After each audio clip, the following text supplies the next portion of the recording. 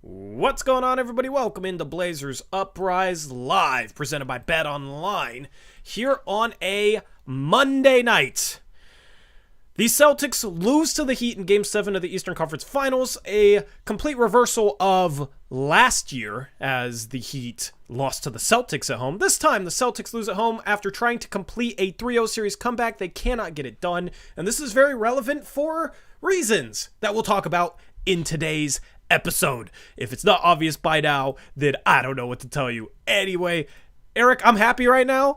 Last stream ended on a little bit of like a kind of a somber note, bringing up possibilities regarding, what the Blazers front office might be feeling as we head into the offseason. But that was also with the feeling that, Jalen Brown might end up playing in the NBA Finals, and we've talked about the rumors regarding him, and we're going to dive back into those. But today it's official. The Celtics lose. They do not make the Finals. And now it's a real legitimate possibility that Jalen Brown ends up in a Blazer uniform, and I'm happy to discuss that some more. This has become Jalen Brown Live. But before we jump into it, man, we got to think Bet Online. Use the promo code BELIEVE, B-O-E-A-V, for a 50% reward bonus. You can bet on the Finals. We can finally progress these ad reads to talking about the NBA Finals. Thought we were going to be talking about it a little bit earlier, but, this series went 7. But you can get in on the action for the NBA Finals, and you can get a 50% reward bonus with that promo code BELIEVE over at BetOnline. You can also get in on any other sport that you want to. They got it all over there, so thank you to them for sponsoring the stream. Eric, how's it going? Good. Happy Memorial Day, everyone, and thank you to all who sacrificed to make things like doing a stupid YouTube show if possible. So let's get that out of the way. Mm-hmm. I can't lie. Watching Jaylen and Tatum in the locker room after Game 6, they shared a little moment there, and I was like, "Oh man, it's done. This is over." Right? Yeah. But then to come out and lose by 20 in Game 7, the Boston crowd started booing Jaylen. I was like, okay, yeah, bring it on. keep doing that.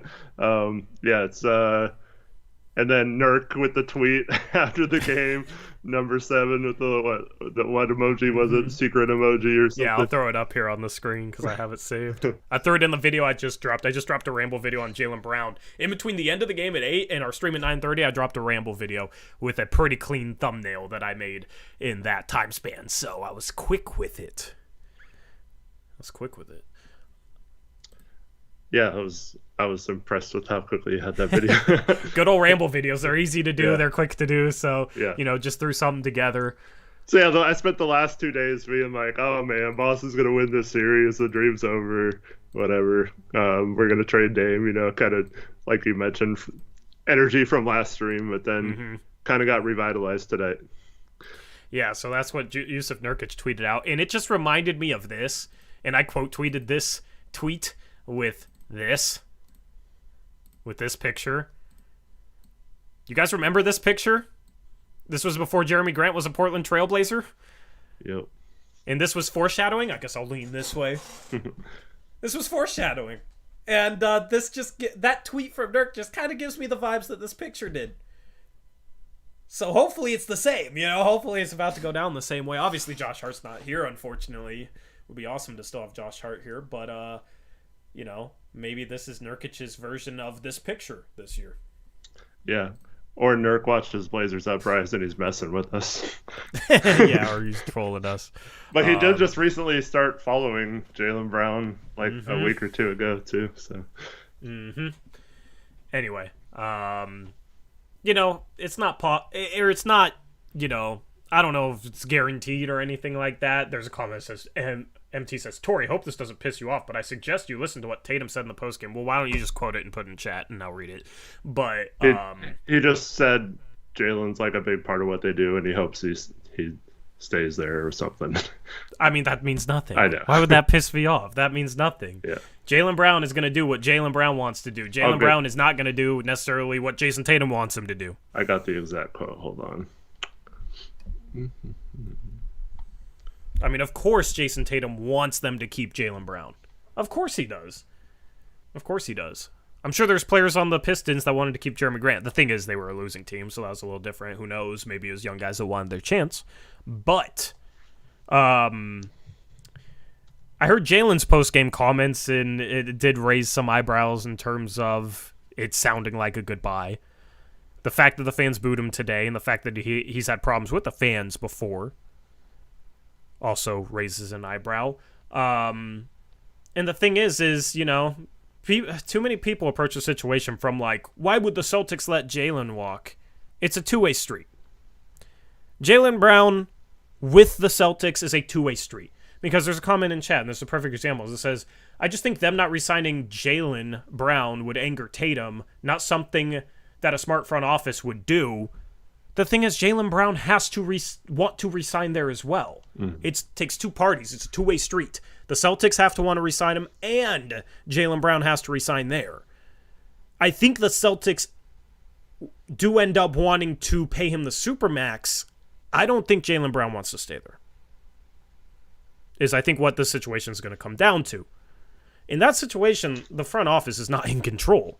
Right. The front office is not in control. Now they can sit there and say, we're going to turn down everything, even if you want out, and we're going to risk it this offseason. Like, you know, you could walk, sure, because you don't want to be here, but we're just going to risk it. We're going to run it back next year. But with them losing in Game 7 the way they did, and Jaylen Brown struggled in the series, like, I don't think people should base Jaylen Brown off this series whatsoever, but if you can get Anthony Simons in the third pick and flip that third pick for something, is that team that much worse? I'm not sure. The thing is I really want Jaylen Brown because I think he's a really good fit for this team and also really, really good, and also a guy that Dame wants. So as far as the Celtics would never do that. The Celtics aren't necessarily in control when Jaylen Brown has a year left on his contract.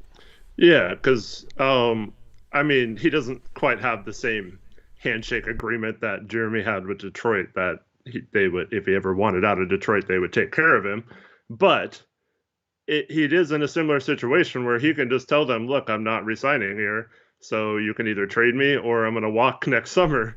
And, I mean, he'll get signed by someone next summer, so it's not like he has to worry about that.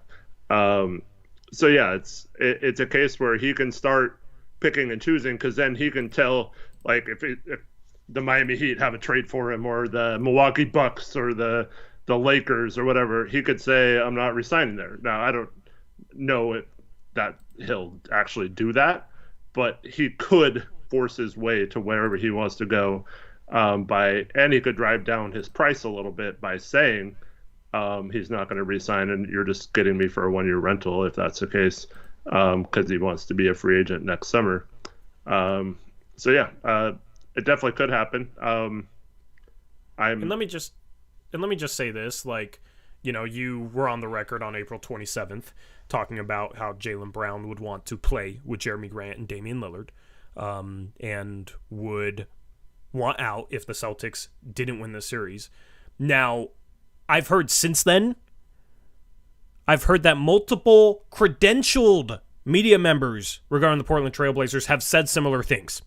Okay, now I have not gone and listened to them directly to fact check it, but I've heard in passing from a couple different people that watch other content that it's not just us saying this. Okay, it's not just us saying this is a very, very legitimate possibility with the Celtics losing this game. It's not just us, it's other people. Now, I don't know who was first, but you were talking about it on April 27th. SXKJX says, Hyken literally said this morning that we have a good chance of getting JB or McHale. I think that's... Or Siakam, too. I think that's... Yeah, or Siakam. Richmond said it, apparently. I heard Danny Meringue said it, too. So, if you believe in guys that are credentialed over guys like us who just, are fans running a YouTube channel, then so be it. Whatever. I mean, I can understand that. But Eric talked about it April 27th. And he's not the only one. So that should give you faith. After Eric had all the information on the Jeremy Grant trade, the details of the trade, Jeremy Grant working out with Damian Lillard, before the trade was official and all that, he had that all the way back in April. I mean, this would be 2 off seasons in a row. So this definitely seems like there's a fire to this. There's when you find smoke, what do you find? You find a fire, right? Yeah. I'm not trying to like blow my own horn or whatever, but I had detail. Like other people were saying, because we're all talking about trades, what we're gonna do if we talked about this for months. Like if we get the number 2 pick, what are we gonna do? If we get the number 3 pick, what are we gonna do? If we get the number 4 pick, what are we gonna do? Right? So like we talked about this all we talked about it all off season so far. Trade possibilities, and of course, like names are going to get brought up. So we've pretty much exhausted almost every name there is, right? So that's one thing to bring up Jalen Brown and as a possibility of a trade and stuff. But I don't think anyone else was saying like details I had, like he was on the phone talking to Jeremy and Dame prior to the playoffs starting, saying that he wants to come here and stuff like that. So yeah, I don't know. It's just when people try to say they were first when they didn't have those details, or they only started saying those details after I did, then I get kind of suspicious of that kind of stuff, especially with people who have track record of doing that. But I don't know. It is what it is. Either we knew this would happen. People would try to claim they were first if it does happen, but yeah, just the fact that it's happened 2 years in a row, and I've pretty much guaranteed it. But I don't know. We got the receipts this year, and I mean, here's the thing. We just want to be able to bring you guys insight, okay? That's where I don't want to speak for you, Eric, but I think that's truly where it comes from. Like, you want to be able to bring some insight, and obviously that's harder to do when you don't have a credential or whatever. But also the thing is that people will look to not believe you before they believe you because you don't have a credential. Mm-hmm. So, in essence, you have to prove yourself. Leave the reporting to the reporters, big boy. Yeah, you'll get comments on Twitter saying, leave it to the reporters, big guy, and stuff like that. Like, basically, in order for people to believe your insight, even if you have insight, if you're not credentialed, if you're somebody in your position, Eric, you have to prove yourself, which is why you have to sit here and say, like, I had details and, I'm not trying to toot my own horn, but, like, I had this information, because, in essence, you have to prove yourself for people to believe you. And I think you and I I don't really have sources. I talked to a couple people that talk to a couple people that talk to, a couple people. They're out there, but I'm not really plugged in at all, and I'll admit it, but I just think collectively for us with the platform, we want to be able to bring insight that people know that they can trust isn't coming from a place where it's like we're just trying to pretend like we're people that know things when we don't. So it becomes a situation where you have to prove it. And I actually like that other people with more of a reputation because they're credentialed have said similar stuff, because I think that proves that this information is coming from a reputable place. Mm-hmm. I think you proved yourself last year, but a lot of people won't give you the credit for that. I think at this point I don't think the Nurkic tweet necessarily proves anything, but him following Jalen Brown recently and then this tweet tonight, raises your eyebrows a little bit, but then just credentialed media members saying some similar stuff regarding Jalen Brown, as far as I've heard, just kind of substantiates that your information is actually coming from somewhere legitimate. And it's kind of frustrating for me knowing Eric. Like, I know Eric is legit and wouldn't make stuff up, but I understand why people out there would be skeptical of a YouTube show. Right. Like, I get it. I understand it. So, that's just where, like, okay, well, we'll try and prove you can trust us. Yeah, or why people who get paid to do this and have all the resources that we don't have all the access that we don't have to try and squash us for doing a better job of getting information out there than people who actually do it for a living. So I understand that part too. I mean, they're just trying to grasp at that last little bit of info, because I'll say this once again, like, if we ever had that kind of access that they all have, it would be game over, and I think they all know that, and that's why they have to say comments like they did to me the other day. But it's fine. It is what it is. Yep. At some point, you get talked down to enough, it gets frustrating, and this is what you get. Be careful. So, yeah. Eric doesn't do this for a living. He isn't credentialed, and he gets insight regardless. into an organization that's tough to get insight into. So we'll see how this plays out. But I do want to put it on the record, April 27th, when we first started talking about this.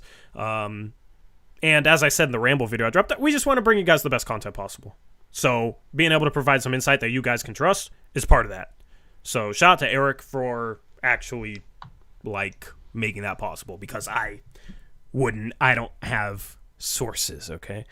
Anyway, let's get back into the Jaylen Brown stuff. So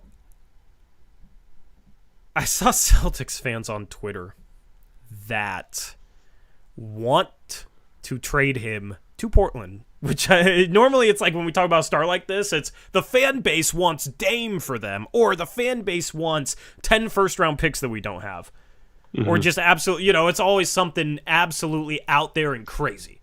And after this game, I know emotions are running high with Celtics fans, but I saw a couple of them say that they were willing to trade Jaylen Brown and Marcus Smart for Anthony Simons in the third pick. I was like, now we'd have to make the salary work. Right. You'd have to throw something else in there. But if you're going to throw Marcus Smart in there as well, I mean, oh my goodness, then we're really talking. Then we're really happy. So, it's just kind of interesting seeing a fan base actually want a trade that we want.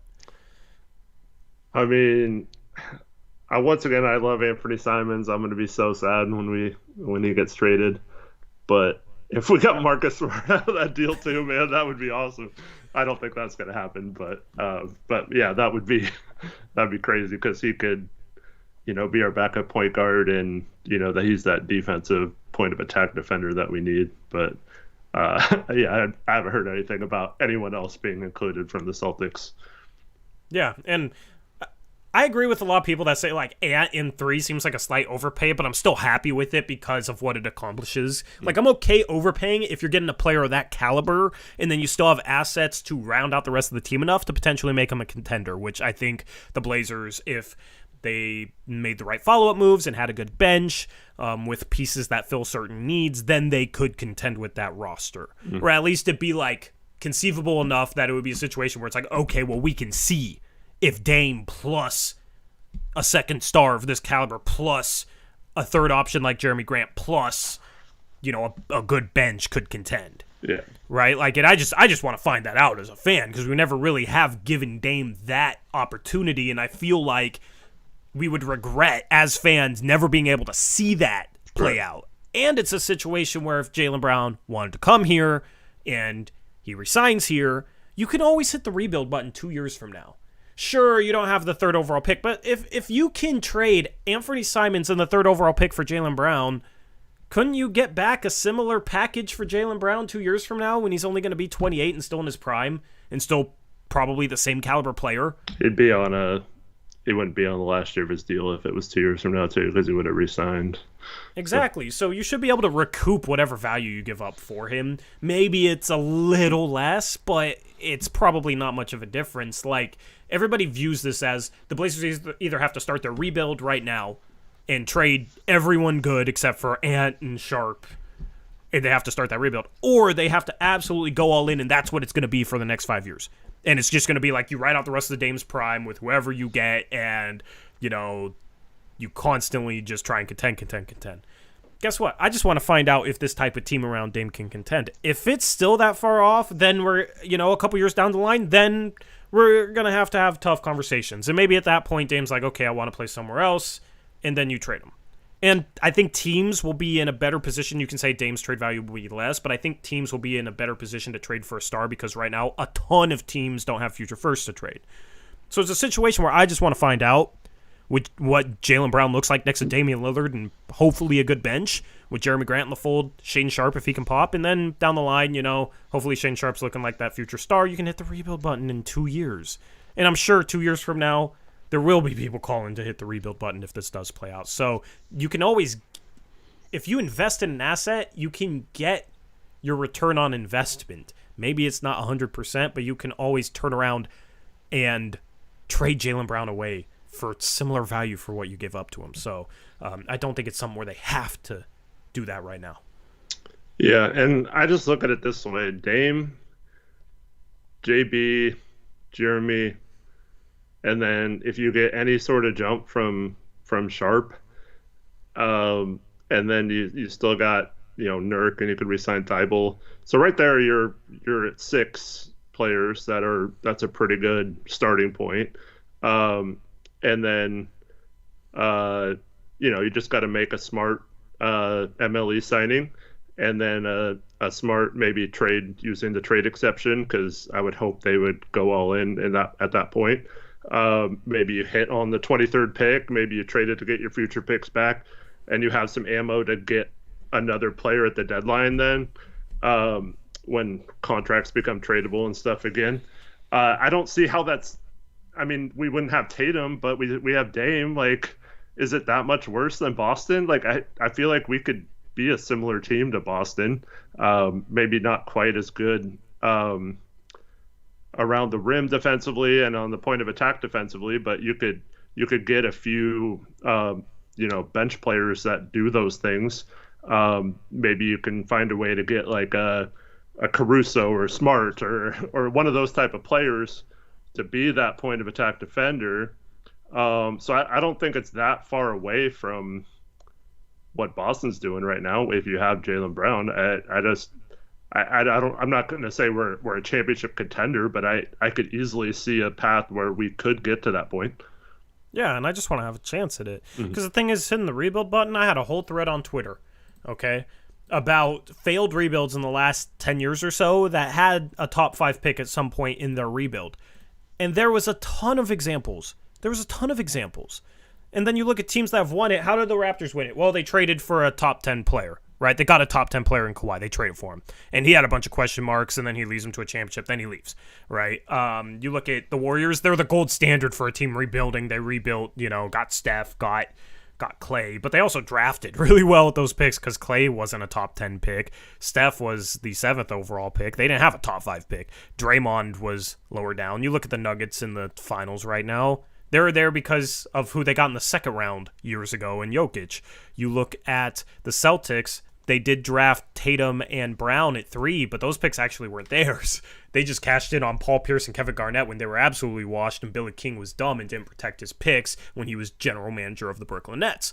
So a lot of the teams that are contending or have won a championship, you look at Milwaukee. They won a championship because they drafted Giannis with the 15th overall pick. A lot of these teams that have been successful and won championships and contended, they either, get a star somehow. They signed there, Jimmy Butler in Miami, LeBron in LA. Portland, unfortunately, will probably never have that luxury, so you're playing by a little bit of a different set of rules.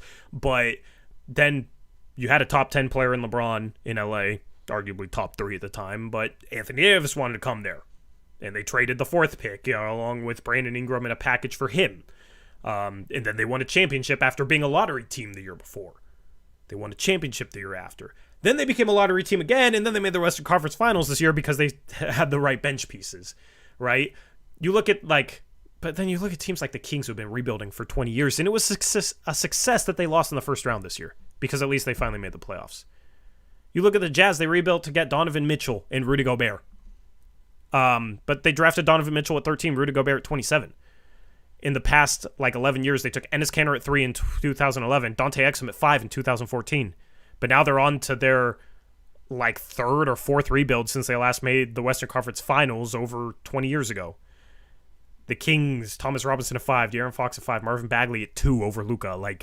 De'Aaron Fox, good pick. The other 2, not so much. You even look at the Mavericks, who had a little bit of a rebuild after Dirk. They got Luka at 3, which is the best value you can possibly get at 3, but now they have no future first left, and they weren't a playoff team. You look at New Orleans, who got Zion Williamson at 1. Right? There's questions about Zion, and he can't stay healthy, and they're a fringe playoff team. You look at the Houston Rockets, who've been rebuilding for a couple years. Now they're so sick of it already that they're trying to bring Harden back. They're trying to bring him back. The Grizzlies are a bit of a successful rebuild. Took Ja Morant at 2, Jaren Jackson Jr. at 4, but I mean, they're in a situation where there's all the stuff around Ja Morant, right? And this is what I love about Dame is you never have to worry about that with him. But they've only won one series. He got asked to plot his clock on Instagram yesterday. I know, and he said no. Smart man. People keep asking him on his IG lives, which he's been doing a lot of lately. I know. To pull out the clock. Shouldn't laugh, but yeah. So you look at the Knicks, Portland Porzingis at 4 in 2015, RJ Barrett at 3 in 2019. The only reason they finally won a playoff series this year, and the only reason is because they, I believe they traded for Randall, or did they sign him? I don't remember. But then they signed Jalen Brunson. Those guys weren't acquired as part of a rebuild. The Magic have had 5 top 5 picks in the last decade, and they've only won 2 playoff games in the past decade. The Timberwolves have had 3 number 1 picks, if you count them trading for Andrew Wiggins right after he was drafted, in the past 10 years. Now, they're a fringe playoff team with no assets left, and they look screwed for the foreseeable future. So that's the thing. The whole point, there's more examples. The process, they haven't gotten out of the second round. The Hornets, the past 10 years, whatever they've been doing. The Bulls turning their rebuild into DeMar DeRozan and Zach LaVine just to have 1 first-round exit, and now they're rebuilding again and should probably trade DeRozan and maybe LaVine. Like, there's all these examples of failed rebuilds, but nobody really pays attention to them because they're not worth paying attention to because they failed. They pay attention to, like, oh, the Grizzlies, right? You know, they're the 2 seed. Or, oh, look at Denver, right? They were in rebuild mode and they got Jokic out of it despite it being a second-round pick. They only pay attention to the success stories. The failed rebuilds are plentiful. And I understand that Scoot Henderson or Brandon Miller, whoever the Blazers took at 3, and Shaedon Sharpe and Anthony Simons and like that core, I understand that that has a ton of upside, but upside's a tricky word. The likelihood that one of those guys would be the greatest player in franchise history is not high. Mm-hmm. It's not high. I would bet that none of those guys become top 10 players. I think Shaedon Sharpe and Scoot Henderson have the potential to maybe become top 10 players in the best case scenario, but you're talking about the best case scenario. Brandon Miller, I think, has a relatively high floor, but I have a hard time seeing him become a top 10 player. I mean, maybe he could prove me wrong and be like exactly like Paul George, I guess, but still, you're talking about the best cases, the best case scenarios.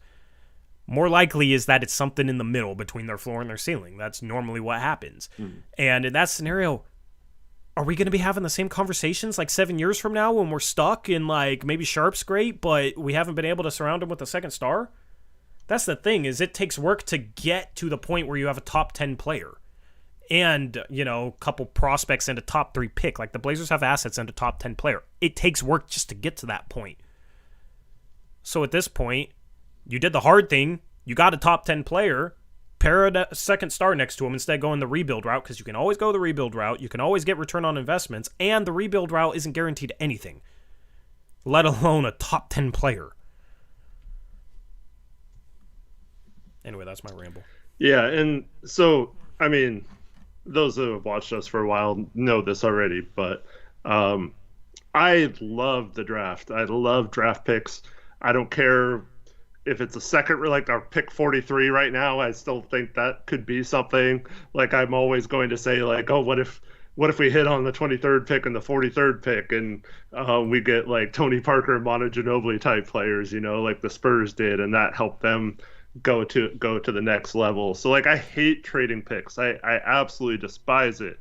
Like, I can't stand it. But like, at some point you have to realize this isn't 2K. Like, it's not like a situation where it's super fun in those games to go young and get all the draft picks. Like there's been times where I used to play and I would have like 15 of the 30 draft picks, in the first round, and I could do whatever I want with them, get any player in the league pretty much, and you can do that kind of stuff. But like, this isn't that. Like, the fun is thinking about the possibility of the potential of that roster. But I guarantee you, like 40 games in next season, when we're like 10-30 or something and struggling, like people are going to get bored and tune out for a while, and then they'll come back if we make some more moves or when those guys get better in the future. But it's not as exciting as having a roster that could possibly win a championship sooner rather than later, because a lot of fans will tune out for several years if we do that. But I understand, like people keep saying in chat, it's the 3rd pick, it has a lot of value and stuff like that. And the Blazers, have been in this position before. They've traded the 3rd pick and it didn't work out. They had a chance to get Chris Paul or Darren Williams, and they traded back and they end up with Martell Webster. But the problem is the plan was to get Martell Webster, right? It wasn't to get a good player. It was another player that had potential, possibly, right? So, like, it's not about, like, any kind of plan can work. You have to execute it right. And now I don't know if I have full confidence in the Blazers front office to execute it correctly, but like, if you trade the third pick, you just have to make the right moves from there. You can still possibly hit on the 23rd pick. You could still possibly, like, the 23rd pick could end up being better than the third pick. And Jalen Brown could end up being like the perfect fit with Jeremy and Dame and Sharp or whatever. So like you don't know what's going to happen. Or, you know, you could trade Michael Jordan and he, like, Brandon Miller could be a top 5 player or Scoot could be a top 5 player, and you're just like kicking yourself for years. But like, to me, it all comes down to the Dame situation. I have said this many times. I believe Dame deserves a chance to win here in Portland if he wants to. And I feel like we owe it to him. And trading for Brown, no matter how much it hurts or the cost, I just believe that if we make this one move for Jalen Brown, it'll completely satisfy Dame as us committing to win with him. And he can't ever say we didn't try at least. And that if that's the case, I expect him to retire a Portland Trailblazer. And if that is a slight overpay or ends up being a big overpay to have Dame finish his career here and maybe go on a couple of deep playoff runs in the meantime, I believe that is worth whatever the consequences are, no matter how bad it costs. And this is also from someone who absolutely loves Anthony Simons, and it's going to cry when he's traded.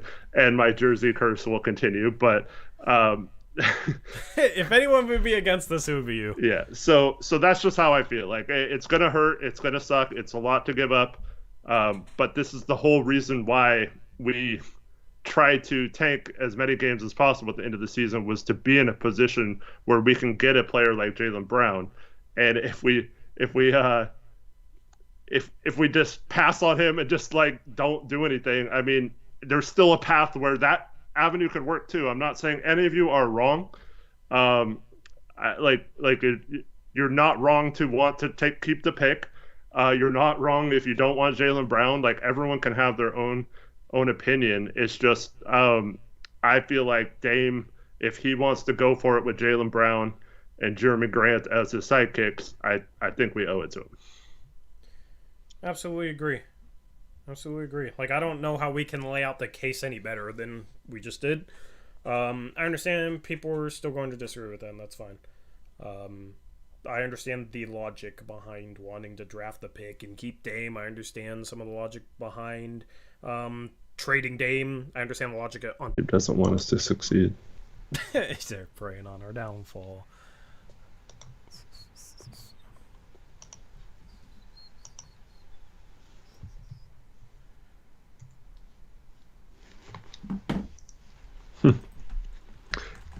And just watching the... Oh, wait, are we coming back? Are we lagging back in? Is Tori's microwave melting down again? We back. Chat, I love reading chat. I love reading your guys' comments when the stream completely lags out. They're entertaining. Thank you for taking over the entertainment there for a second. Hopefully we're back for good. I don't know what's going on, because, like, there's been a couple times in the past, like, week and a half where we lag, but, like, chat still updates, and I still hear Eric just fine, and you can still hear me just fine, so it might not even be on our end. It might be YouTube. Like, nothing we can do about it. I don't know. I don't know what the deal was, but that's happened a couple times lately. I used to stream on Wi-Fi, and it used to happen all the time, and now I have like a 50-foot Ethernet cable, and we're fine normally. But apparently I always make the worst face too when it freezes, so they always have the screenshots. Joey says he took a screenshot. Yeah. Anyway, I'm gonna try and remember what I was saying now, because I don't remember. What was the last thing I said, chat? Trade Dame. Oh, wait, no.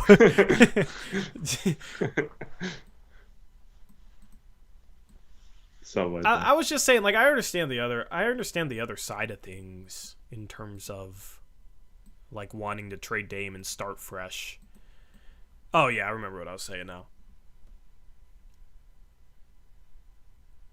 Are we lagging again? It's frustrating. I know. Don't really know what to do about it. The algorithm hates you saying trade Dame. Don't say it. Shh. We cannot utter that phrase, or else the stream crashes, which is how it should be, honestly. While we're back, let's get caught up on donations in case the stream ends at some point. Okay, yeah, and then I'll try and make my point without saying the phrase that lags out the stream. Apparently, okay. Shout out Caleb Pendergraph, $2 dono. Caleb, hopefully you're still here. Says, I will reserve my single ha for Eric is wrong. My speech is lagging a little bit. Thank you, Caleb, for a $2 dono. That's fine. I fully expect it. I will give a ha as well. Yeah, I'll ha myself. I will cry as I ha you. The good thing is then I get to maybe keep Anthony. Yeah, and it's not like you'd be the only one apparently that's wrong on it. So, it's fine. It's fine. Elias, $5 dono. Says, what do you think of the chances of us not having to give up the number 3 pick and just unprotecting and giving up future first and Ant? I mean, ideally that would be great. We can talk about. I have maybe an idea around that possibly. The problem is, I don't know how you get an all NBA player without giving up the 3rd pick. Like, it is a lot, but unfortunately, if we had the contracts to match him without giving up Anthony on top of the 3rd pick, I think that it might work. But yeah, unfortunately, it's just a case of. I think it's 3rd and Ant is pretty fair value for the Celtics. For the Blazers, I think it still leaves enough pieces and assets to get other stuff done and fill out the bench and stuff. So I think it's a good trade for both teams. But yeah, I don't see any way the Celtics are like, oh no, we'll trade you Anthony or Jaylen, and we only want future picks. We don't even care. Like, they're gonna want that 3rd pick. That's the whole value of the trade. Yep. I love how if it happens, there's a couple people that I'm gonna give some crap to that says no way it happens. Rom says, I don't see Boston selling for anything less than Simon, Sharp, and 3. I mean, in that case, then Jalen Brown's walking for nothing next offseason. Mm-hmm. If he wants out. Like, what would you rather have? Simons and 3? Or nothing? Because that could be the position they're put in. Now, you could have other teams come over the top, but, like, what teams are going to offer more? And if it's a situation where Jalen Brown wants to go to Portland and uses the final year of his contract to leverage his way there, what team that he wouldn't want to go to and would leverage his contract against, what team would still trade more than that? Because that's what the situation would have to be in order to get more than Simons and 3 if you're Boston. So that's kind of my question. Boston could play hardball. Can't rule it out. Yeah, but for sure. It could also be a big mistake if he doesn't want to be there. Because I don't see them, out of the destinations where Jalen Brown would want to go, I don't see them getting back more than Simons and 3. Well, I mean, it's just weird because some people say that's not enough for Boston, and then other people are saying that's way too much for Portland to give up. Like, that probably shows that it's just right. Right. You know? Yeah, and it's still, I mean, with any trade, it's not guaranteed, even though I guaranteed it. But like, Boston could decide they're not trading him, and they're just gonna bank on him walking and giving up that money, and maybe just calling his bluff there. They could certainly do that. But Yeah, I mean, I've talked about this before. Everything I've heard, I mean, Jaylen could get traded here and make what 240 instead of 290 or whatever it is. Yeah. It's about like a 50 to $60 million difference, but everything I've heard is he doesn't give a crap about that over other stuff. Like 240 is plenty of money for him.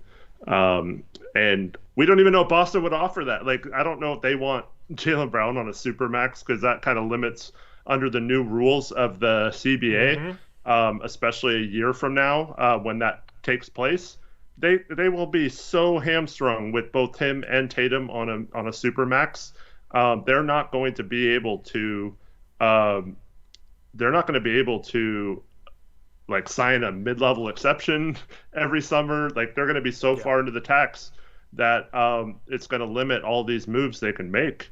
So they might be looking at it like, getting a third pick who they have two picks on their team, Jaylen Brown and Jason Tatum, that they built their team on third picks, the number 3 picks. So maybe they just see that as a cost-effective way to kind of retool their roster and build around a younger player that you have cost control over for multiple years, and you don't have to worry about the taxes much.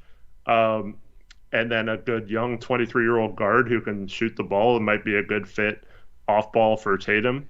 I don't see the downside from either team really, short of that third pick becoming a star in the Blazers, adding that to the list of players they could have drafted or whatever. I mean, that's the only real downside for either team, in my opinion. Yeah, I mean, if I'm Boston, I'm going young, and I'm hoping Scoot's there, and I'm, rolling with Scoot and Ant, because I think collectively, like 3 years from now, they can have more of an impact than Brown on a similar price tag, because Scoot Henderson's on a rookie contract making around $10 million to $12 million a year for the next 4 years, where Ant's not even on a max contract, and I think could blossom into a star there. So, maybe they're not as good next year or the year after, but like Scoot also has top 10 potential. He could be better than Jaylen Brown could ever be. You know what I mean? So you do have more upside there, and in terms of finances, it does make sense as well. So, and then getting those two guards means you can, flip. They already have 3 really good guards in Brogdon, Smart, and Derek White. You can turn one of those guys into some front court help potentially, because you wouldn't need 5 guards, right? Or you could turn 2 of them into, somebody useful and kind of rebalance the roster to win now. So I think it's a very viable path for Boston. And I mean, shoot, if they want to pay a bunch of money, it's tough with the new CBA rules, but you could always try and pivot that third pick to something else. So that's what I would, that's why I think, that's what I think would make sense. Yeah. Shout out to R.I.P. LaMarcus. $2 donut says JB for 3. Yeah, JB for 3 and JB for 3. Shout out Oscar, $2 donut says, I watch Blazers Uprise too. Yeah, that. I mean, I'm not gonna say anything. Yeah, I'm not gonna say anything about those guys because I don't really have an issue with them. But that was interesting, kind of fishy. I don't know. I'll try and give those guys a benefit of the doubt. It's just kind of strange. Apparently, Eric started talking about Jaylen Brown in mid-May. Apparently, not true. April 27th. Okay, that's the date. So what are your thoughts? Like I saw Jaylen Brown quote.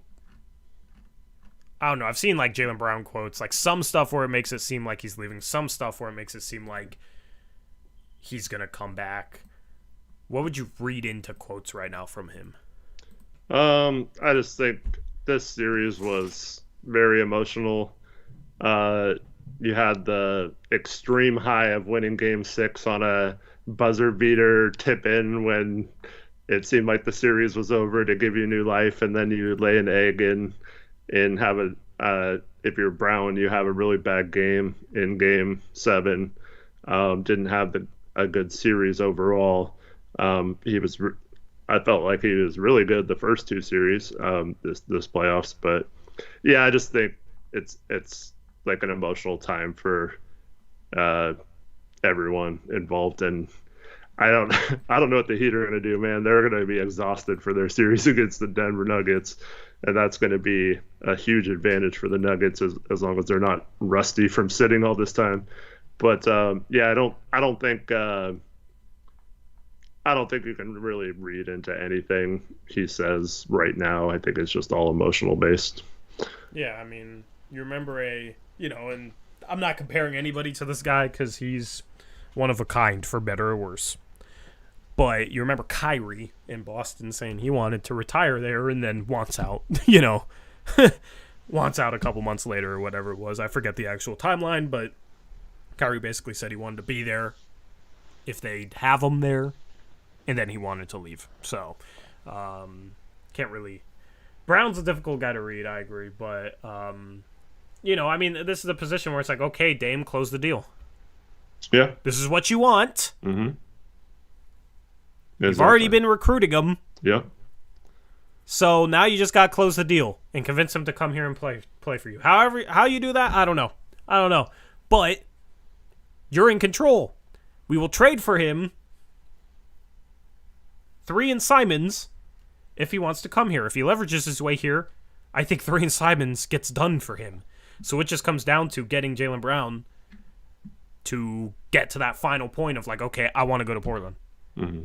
So it's on Dame. Well, you know what I mean? Like it's Dame's in control of that, in my opinion. For the record, Jaylen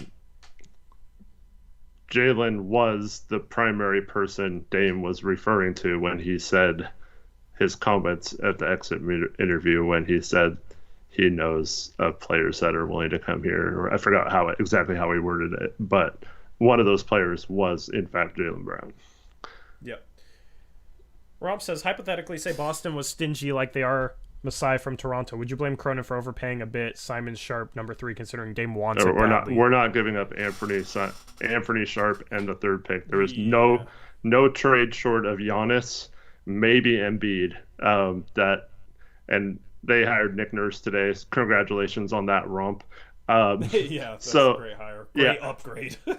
I don't think that. I don't think either of those players are becoming available. So there's no player that will become available short of those 2 that Dame is willing to, or that Cronin's willing to give up all 3 of those assets for. There's no one worth those 3 assets. Yeah.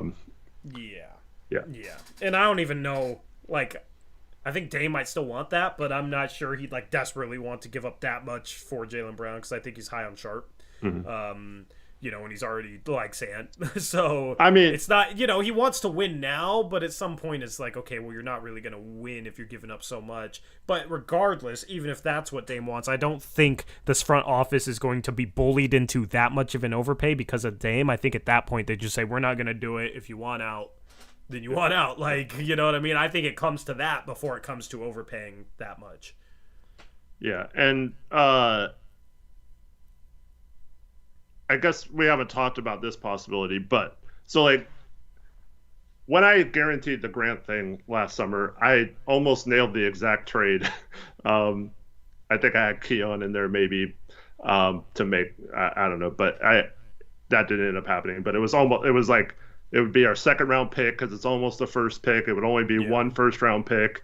And it seemed a lot lower than, because we had been talking that whole time, are we going to have to give up 7, or if we get the New Orleans lottery pick, or are we going to have to give that up in the trade? I was told that the 3rd pick and Simons would be enough to get a Jalen Brown trade done. So, I mean, I don't know what else to say other than that's what I was told, and I've gotten this information. It seemed credible. I've been right on most of it, so that's what I was told. And so, like, if that doesn't end up happening, I mean, I don't know if that means Dame or Anthony and the 3rd pick go to another team, and maybe Boston gets Siakam or whatever.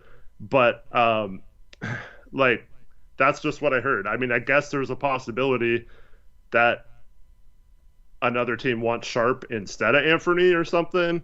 and we make it work that way, we're dealing out Sharp. But I don't know. I just don't think that's the route the Blazers want to go. I don't think they want to trade Ant either, but they're kind of forced to have to in this situation. And yeah. But I mean, there are ways to make some of these trades work if you include Sharp just as much as Anthony, but he makes what 17 million less than Anthony, so you do have to include other pieces, but there's no way they're giving up both Sharp and Anthony for Jalen Brown. They'd have to do something else, or maybe not give up the third pick then or something. But yeah, I don't know. Yeah, and that's the thing is I think Boston would rather have the third pick than Sharp if Scoot's there at 3. But also, like, Brandon Miller is more ready to help him now, so it just depends on what they view their timeline as, because it could be, now, or it could be for the future because Tatum's still young enough.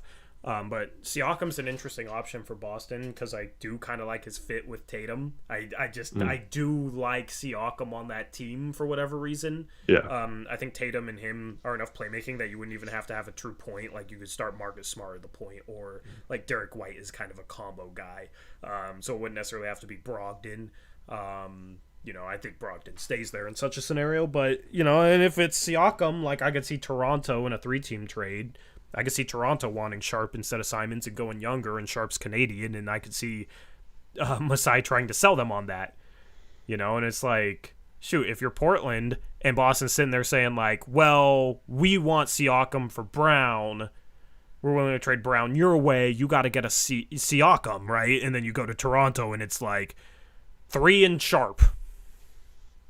We want Sharp instead of Ant, then maybe it's a situation where you give up Sharp instead of Ant. This is just a random hypothetical. That's just completely random, but like that's the only way I see a trade playing out differently than Ant and 3 for Brown, is if it's some sort of 3-team trade because Boston is getting something that they want more than Ant and 3.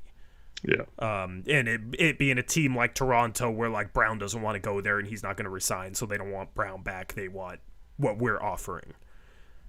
So How do you make money work?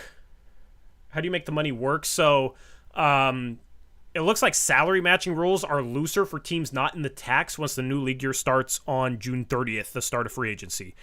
It looks like for a player like a Jalen Brown, instead of having to get within $5 million of his salary, I think, how much is he making next year, Eric? I want to say it's 26.3. I think next year bumps up to 28, if I'm not mistaken.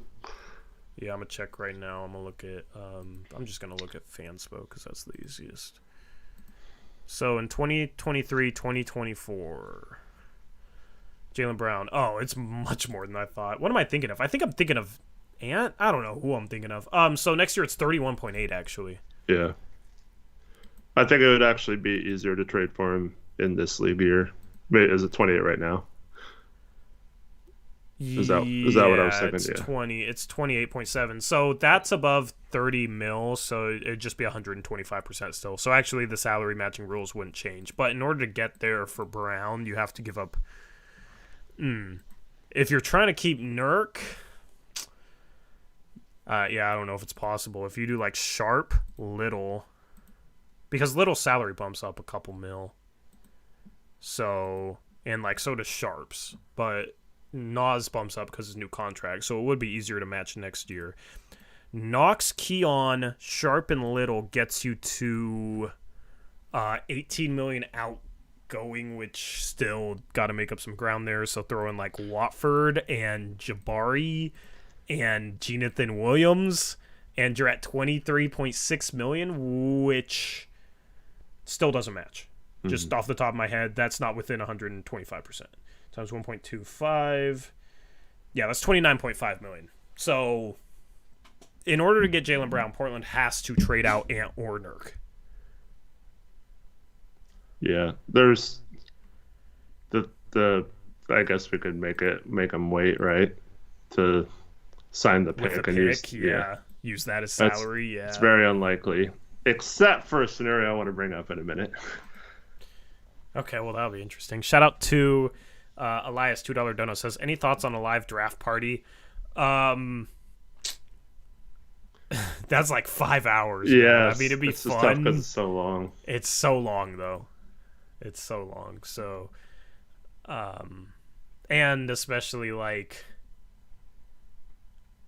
how much fun is it going to be if we plan a live draft party and then the day before the draft, the Blazers trade the pick, and then they trade their 23rd pick to the Bulls for their future first back, and then they like, so we're going in, we have the 43rd pick, that's it, and then who knows what they do with it. They could trade it for a future second, just like they traded the 46th pick for a future second last year. So, if it was like we're definitely using the pick and we're definitely using all three of these picks, or it's very likely, then I'd say sure. If we had like a location, and next year I want to find like a brewery sponsorship or a restaurant sponsorship in the Portland area that will be a sponsor. We'll do ads for on the channel, but then also part of the agreement is we host a live watch party in like a space at the restaurant, and have to be a big enough restaurant that could dedicate a space where we have monthly live watch parties there, no entry fee for people, and the restaurant would obviously make some money off of food, drink sales, etc.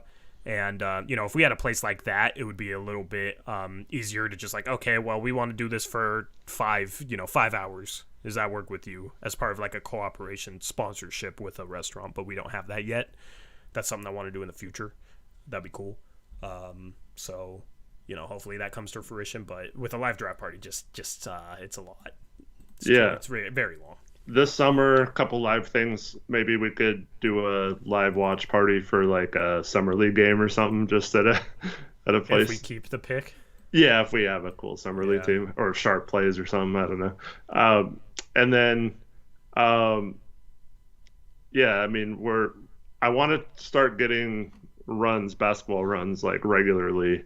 So even if you don't play basketball, you can still come out and hang out with us or whatever. But it would be, I want to try to do it so more and more people can start showing up if we do it at a regular time every week or every couple weeks or whatever. Yeah. Somebody asked in chat, will you go, let me find it. We do an emergency stream if Jalen Brown comes through. Yeah. Anytime a big trade like that happens, we go live as soon as we possibly can. Yep. Absolutely. And that's on the main channel. If you don't know the main channel somehow, it's just Blazers Uprise without the live.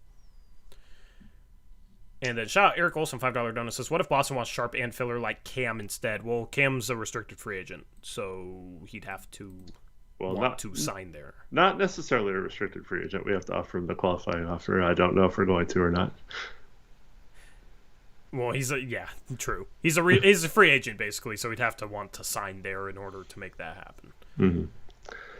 Blevins Enthusiast wants to know why there wasn't an emergency stream for the Joe Ingles franchise-altering trade. Well, because we had just had the Rocco and Norm trade emergency stream, and then the day before that Joe Ingles trade, there was the emergency CJ McCollum trade stream, and then we had a stream that Monday night for Blazers Uprise Live, and yes, it wasn't that important to talk about getting Elijah Hughes and an injured Joe Ingles that was out for the year. But yeah. And the Thibault trade, we were live. We were already live because that was on the trade deadline. Yeah. Yeah. The Hart trade was right before the game, and we went live and did live play-by-play for a big part of the game because we were live for the Hart trade. And then we ended that, started our post game, and then the KD trade happened, so we were live for that as well. So yeah, we'll go live, for sure. Anyway, you teased something like earlier that I said we'd talk about after the donos. Do you remember? Yeah, just hit me up if you're interested in playing basketball too. Yes. But no, so I was trying to think of, because we get asked this question, including today, all the time. Like, what can we get? Is there any way we can work this trade so we don't have to go up all the pieces, or like 3 and Anthony or whatever? So I was trying to come up with a scenario, and while I was depressed over this last few days, thinking Boston might pull this off and we wouldn't get Jalen, I I was thinking about more and more about the Spurs offer of if, but this Charlotte has to take Miller at 2 because I don't think San Antonio does this for Miller. But if Scoot's on the board at 3, we've talked about this before, like having them give us like 5 first-round picks and like Vassell and Collins or something, right? So what if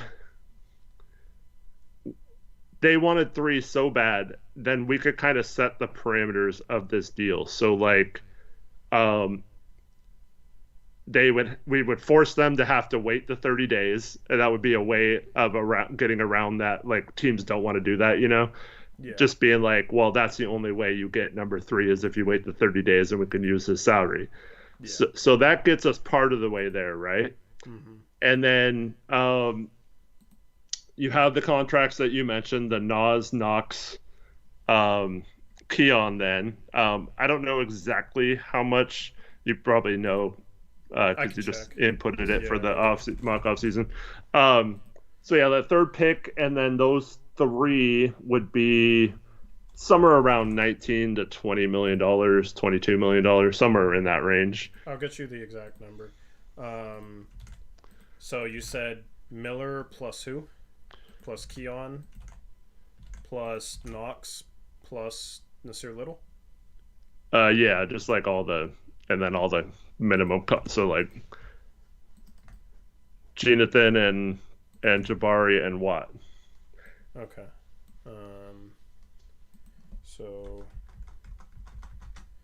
So then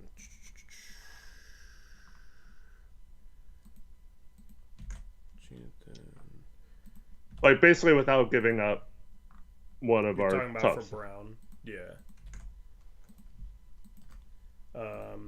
So I don't have Jonathan in here. I just want to see what it looks like with Knox, Keon, the third pick, Little, Trendon, and Jabari. The total salary for that is $25,240,000. So that's just enough. It's enough. Yeah, it should be enough because it should be 6 and change if it's 125%. So. All right, so this is the only way I think, and I don't know if Boston does this, but the Spurs give up Keldon Johnson to the Celtics. So they get Jalen Brown they give up Jalen Brown, but get Keldon Johnson, who I think is a good fit for the Celtics, and multiple firsts from San Antonio. And then we possibly get like a future first or something out of it still to give to Chicago so we can free up our future picks without even having to, or we could use 23rd to free that up. And then, so we would still have multiple first round picks to trade either way, but we would still have Simons and Nurkic's contracts. Yeah. I'm just thinking of a way where then the Spurs would take all the garbage that no one else wants because they're getting Scoot and have to wait the 30 days and have to give up a bunch of picks because they're getting the third pick without really giving up a ton. And maybe you could even add like Collins into that or Vassell or something. I don't know how much San Antonio would give up in that situation, but I'm just trying to think of a way they could get a player and a bunch of picks that's not necessarily the third pick, but it's still a good, and then it's not a guard, so it's not really messing with their stash of guards or whatever. Keldon would be interesting for them. Yeah. And Keldon had a good season. As Andy Marchant says, not sure how I feel about giving up Scoot to San Antonio. Yeah, see, that's another problem, but I mean, you shouldn't be worrying about San Antonio if you're trying to win the next couple of years. Right. They could be a factor for sure, but you got to do what's best for your team. I mean, Keldon's coming off a season, he averaged 22 points, 5 rebounds, 3 assists. Like, and Keldon is kind of similar to Brown in my opinion. Like, they're not carbon copies by any means, but Yeah. In terms of like just like a little bit of secondary playmaking, but like not somebody that's like a great ball handler. In terms of like the way they attack the rim, I think Jalen Brown's a little better athlete. 3-point percentage this year was basically identical, and it was down for both of them at like 33%, and I think they're both career 36% 3-point shooters, so that's kind of a similarity there. Keldon can rebound pretty well for a three. Can cut. Like they're kind of similar. Jalen Brown's obviously noticeably better. I mean, he's a second team All NBA player on a good team, and this Keldon Johnson's numbers on a tanking team, so you can't read too much into him. But Keldon's still 23, so if you get him back plus multiple picks that you could flip for something, I mean, like there's ways for Boston to work this out to get other specific things that they want if that's what they want. Mm-hmm. But that's a crazy hypothetical because you're talking about making a rookie not play summer league so you could use their salary as outgoing salary so you don't trade Sharp. But it's creative, so I like it. All the people saying, "Oh no, it'd be generational for the Spurs to have Scoot and Wemby." So yes, that does have a big chance of happening, I guess. But that's why they potentially would give up a crap load of stuff, like a package that we might not have seen before, including like their unprotected pick in 2024, like Chase gave up in the mock-off season, that kind of stuff. They might be willing to give up these kind of pieces and a Vassell and a Collins so you can fill out some of your depth using the trade exceptions or whatever, and get Jalen Brown and keep Simons and Nurk and have future picks to trade. Like, we'd be so deep in that. Like, I don't know. Like, but that's the only way I could see it happening, to where maybe we luck out and get to keep something. I don't know. Yeah. Easiest thing is just comes back to Ant and 3 to Boston for Jalen Brown, and then, moving around assets. But, we're just trying to, like, cover other hypotheticals. I just think, it's just such a clean, sensible trade. Ant and 3 for Brown. Man, I'm ready. I'm ready for the rumors to start really, really flying regarding Brown. And I'm happy the Celtics lost today. Yeah. There's also a possibility that someone could trade up to 2, like Houston could trade up to 2 and screw that all up. So that's a little, I just think, because if you're just dealing with the Celtics, I think both Scoot and Miller could make sense for them, depending on what they do with some of their other players. But if you're talking about other teams, a lot of them probably would only want that pick if it was Scoot. So you're probably not getting as much value for it. Yeah. Sorry, I'm distracted by what happened. Why? What is Kieran doing, man? Oh, he's arguing with this. Why is this man? This Damian Lillard hater in chat. Like what? Like why did I don't even want to say what Kieran did, because I don't understand what that address is though, bro. What are you doing, man? This Tyler King guy in chat. Sorry for the other people in chat who are cool that are named Tyler, but he's saying he hates Dame. He thinks Dame's a bum and needs to be traded, and then also that nobody wants the third pick. But yeah, Scoot and Wemby would be a dynasty. So the third pick with Wemby is a dynasty, I saw him say, but like nobody wants it at the same time. He's not a Dame hater, he's a realist. Okay, cool. That's funny. Ricky J says Brown's assist to turnover ratio is awful. That is correct, but like he had 8 turnovers tonight or something. Like he wouldn't be like, they had him handle the ball a ton this game. I don't know why he was handling the ball so much when he was struggling with that, but that wouldn't be the case in Portland. He wouldn't have to handle the ball that much. because Dame would have the ball in his hands a lot more than him. And I think having a lower usage rate on a team like Portland would increase that kind of stuff. I think it would lower his turnovers. He can make a swing pass and stuff. But yeah. Yeah. This dude thinks we're gonna let him on the stream, Eric. To give y'all some facts. To give us some facts. Yeah, dude. Hold on. What's your Skype email, bro? We'll call you for sure. For sure, definitely. We're definitely gonna bring you. Here, start your own YouTube channel, and then you can have your own streams, and then you can be on stream. I'm empowering you to do your. I want to talk some sense into you. Why you gotta be so aggressive, bro? I agree with Madden Mobile. I kind of want to hear these facts. I know. He's still here, right?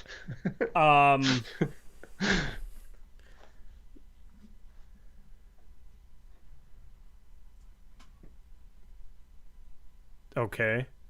I don't think that's true, but okay. All right. Keep going. Okay. You're not... I don't even want to argue. I just want to read them. Yeah. There's no point to argue. Okay. Try... If you say you're going to bring facts, though, try bringing facts, not an opinion. Yeah.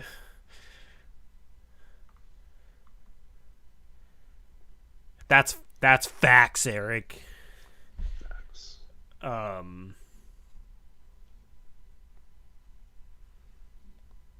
Is Brown better at shooting guard or small forward? I think he's better at small forward, but he could play both. I don't think you have to pigeonhole him into one or the other.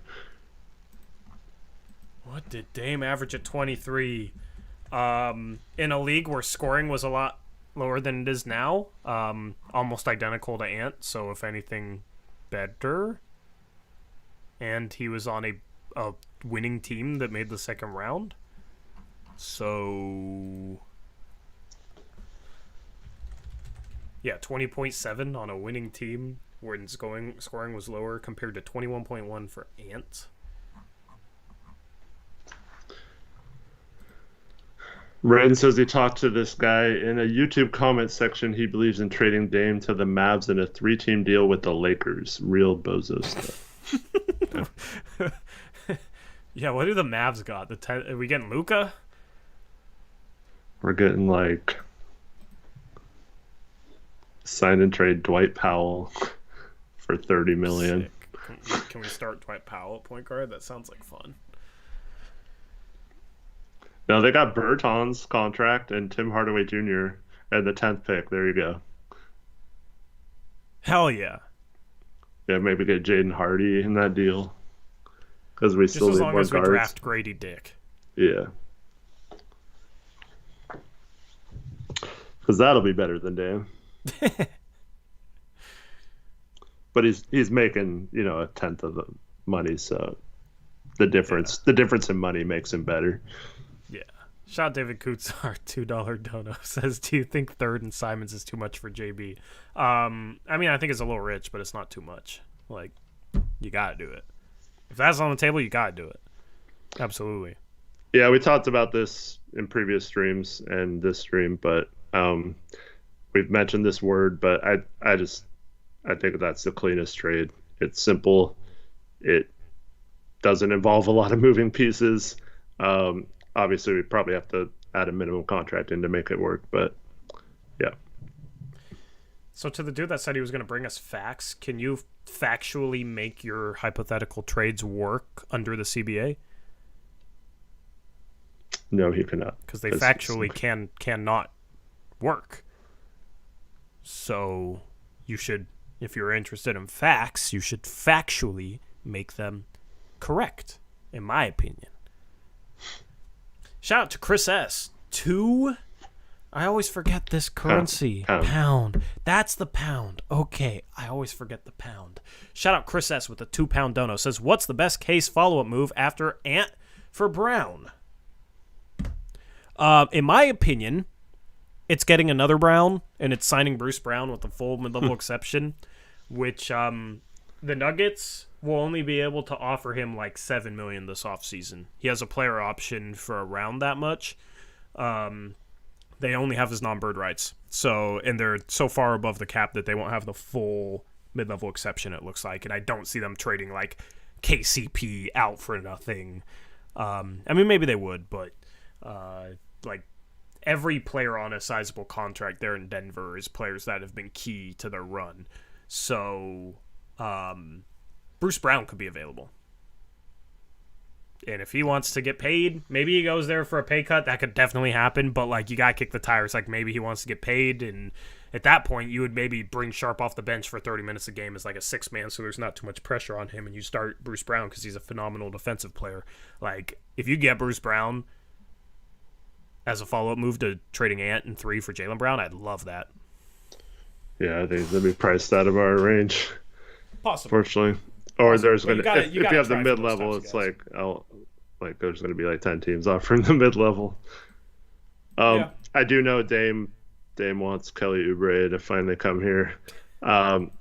If we have Jalen Brown as our starting small forward and Kelly Oubre is off the bench, I don't think it's that bad.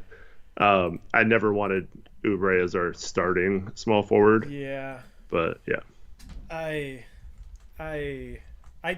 I want good defenders on the bench, like two-way guys, you know. Stephen Vaughn's taking strays in chat. Is Tyler Loki Stephen Vaughn? Sorry, Stephen. That's funny if you're watching this. No, you don't watch it. I drive him crazy every time we record anyway, apparently. Even though he told me, he was like, I'm okay with trading Ant and 3 for Jalen Brown. And then today he said he hates the idea of it. Like, that was funny. Tape Plays $2 Dota says, does a full mid-level exception hard cap us? Yes, it hard caps us at the first tax apron, which is approximately $169 million next season. Yeah. Using the taxpayer mid-level exception, hard caps us at the second tax apron, which is approximately $179.5 million next season. So the hard cap for the taxpayer mid-level exception is also new. Basically, if you're going up past the first tax apron and want to use an MLE, you only get the taxpayer MLE, which has also been reduced next season to approximately $5 million. It was like $6.5 million or so last offseason. So they reduced the taxpayer mid-level exception. They increased the full mid-level exception. And they also increased the cap room exception, which is an exception you get after using cap space that's similar to an MLE. That's the tax MLE sucks now.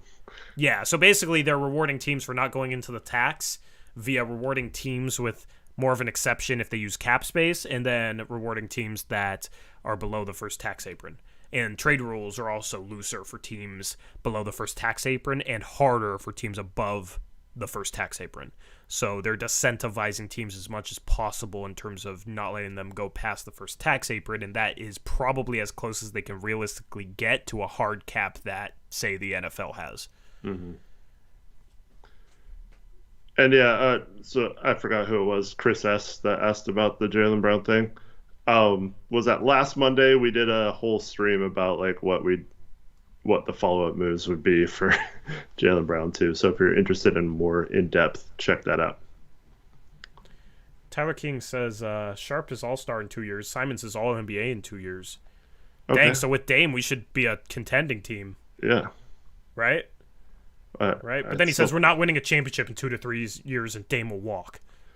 Oh. I mean, if those guys are that good, and so we still have assets. We have Dame still, like, at the edge of his prime. We have an All-NBA Anthony Simons and an All-Star Sharp, and the third pick, yeah. In a scenario. So if anything, we should keep 3 and Dame.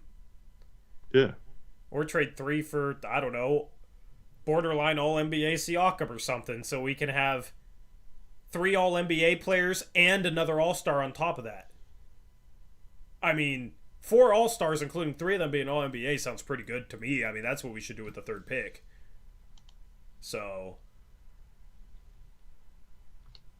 that's kind of cool. Kieran, if you keep doing that, bruh, we'd like, stop. Come on, Kieran. That's not cool.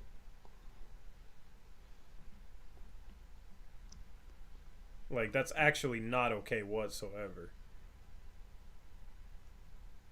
Even if it's a fake one. Yeah, regardless. We're going to have to talk to Kieran after this. Yeah.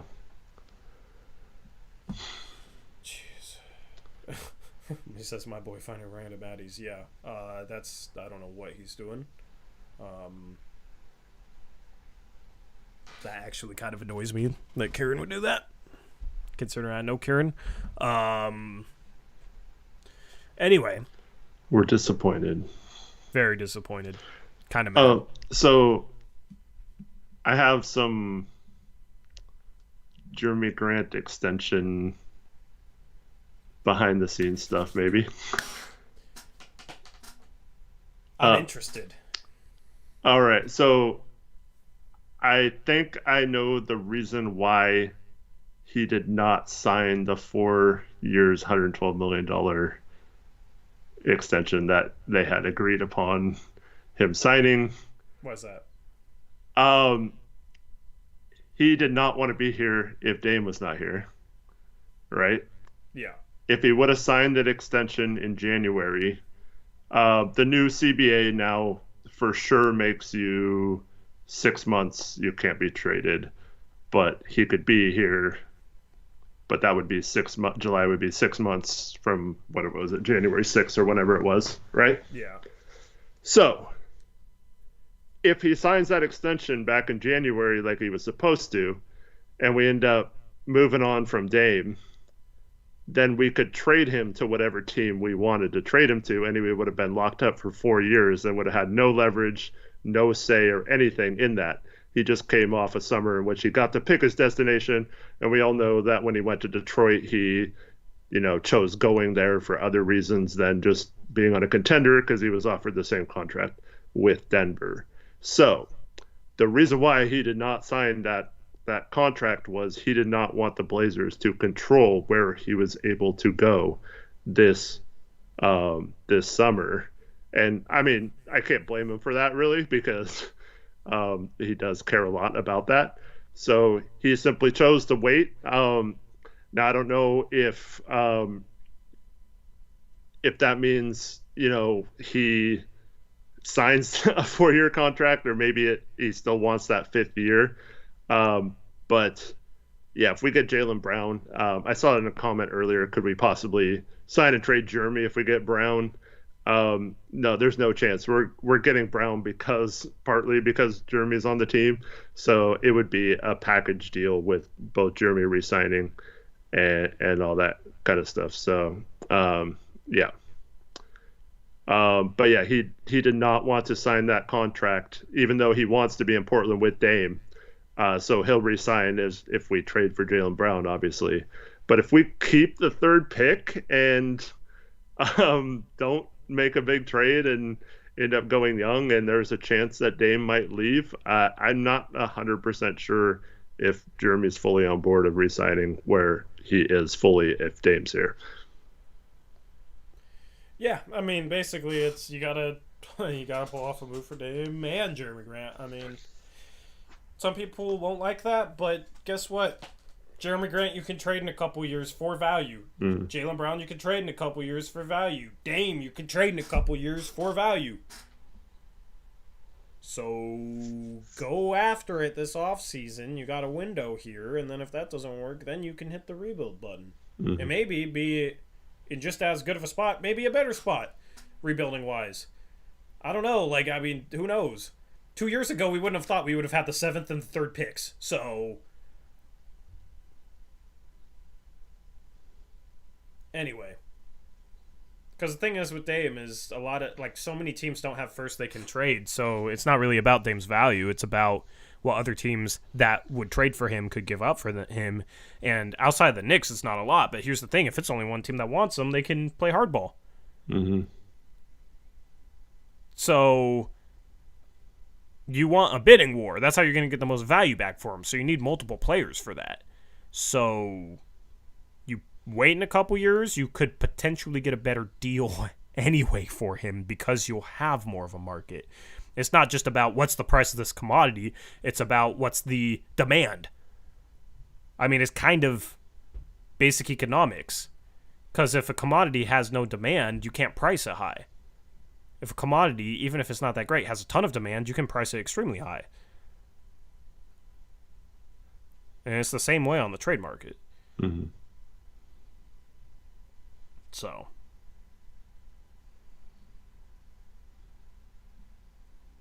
Anyway.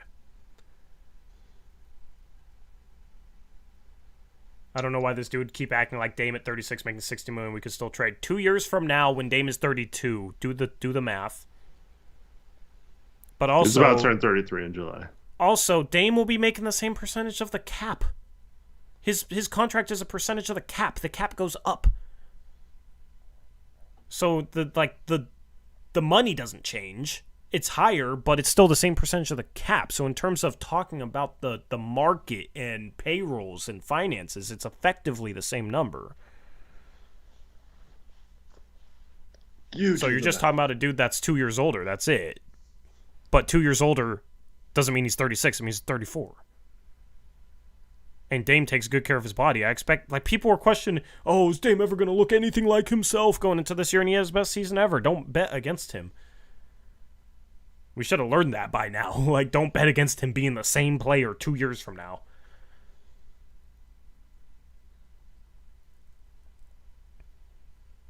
DJ Vega, we're getting closer there in terms of the age. He's 32 right now, so 34. He's about to turn 33. Yeah, in July. But 2 years from now, when he's 32, makes him 34.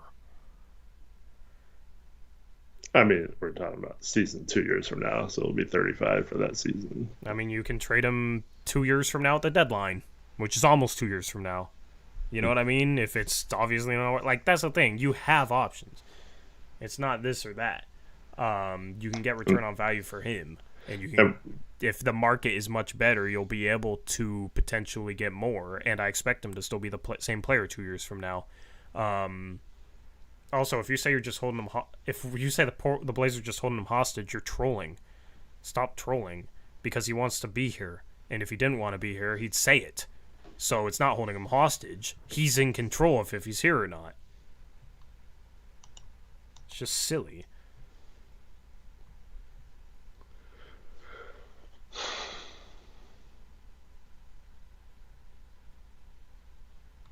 Anyway, shout out Kieran. $10 dono says, don't drink and chat, boys. My bad, won't happen again. Yeah, it better not. Thank you for the $10 dono, but yeah, do not do that. And shout out James Pisarski with a $2 dono. No message. James, if you meant to leave a message, YouTube destroyed it. So leave it in the chat and we can read it off.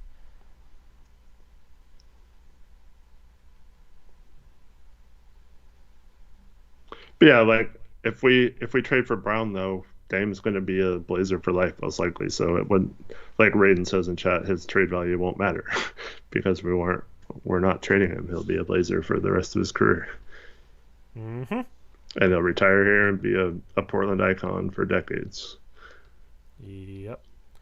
Okay, Tyler, this is your final warning. You keep being an ass, we're going to ban you, all right?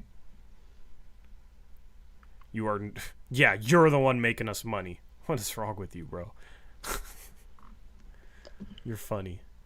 I want to get to a couple of these questions. Rich asks, do you guys think the dynamic of the trade for Brown essentially being for all three of keeping Dame and Jeremy and JV, a dynamic that Cronin gets roped into, including too much?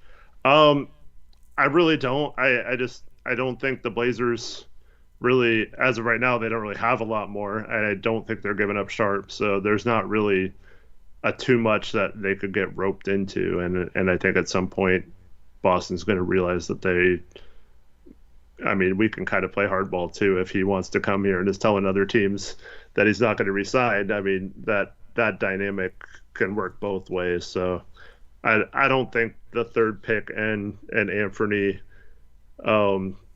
I just really can't envision a scenario where we have to give up too much more to where it's like incredibly uncomfortable.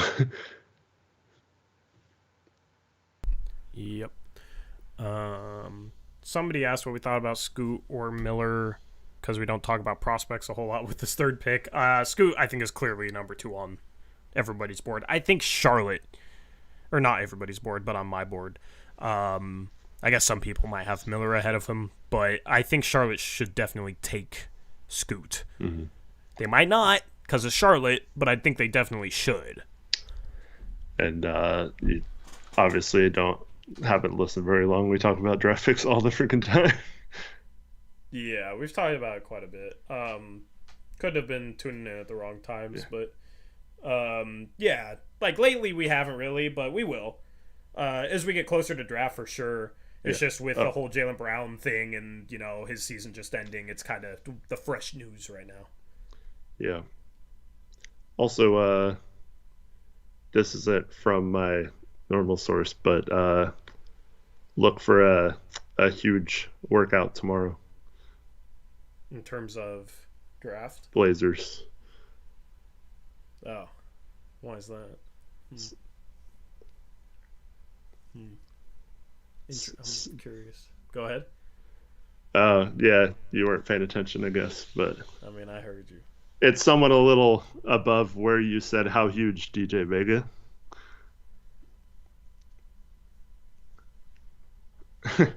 Rich says he's working out tomorrow. Looking forward to it. No, Wembanyama is not working out for the Blazers. It's not. Wembanyama's not going to work out for anyone, I don't think. He doesn't need to. Yep. All those Blazers media. Yeah.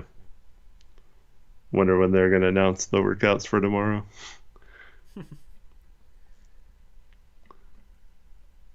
Wonder. You should tweet it first then.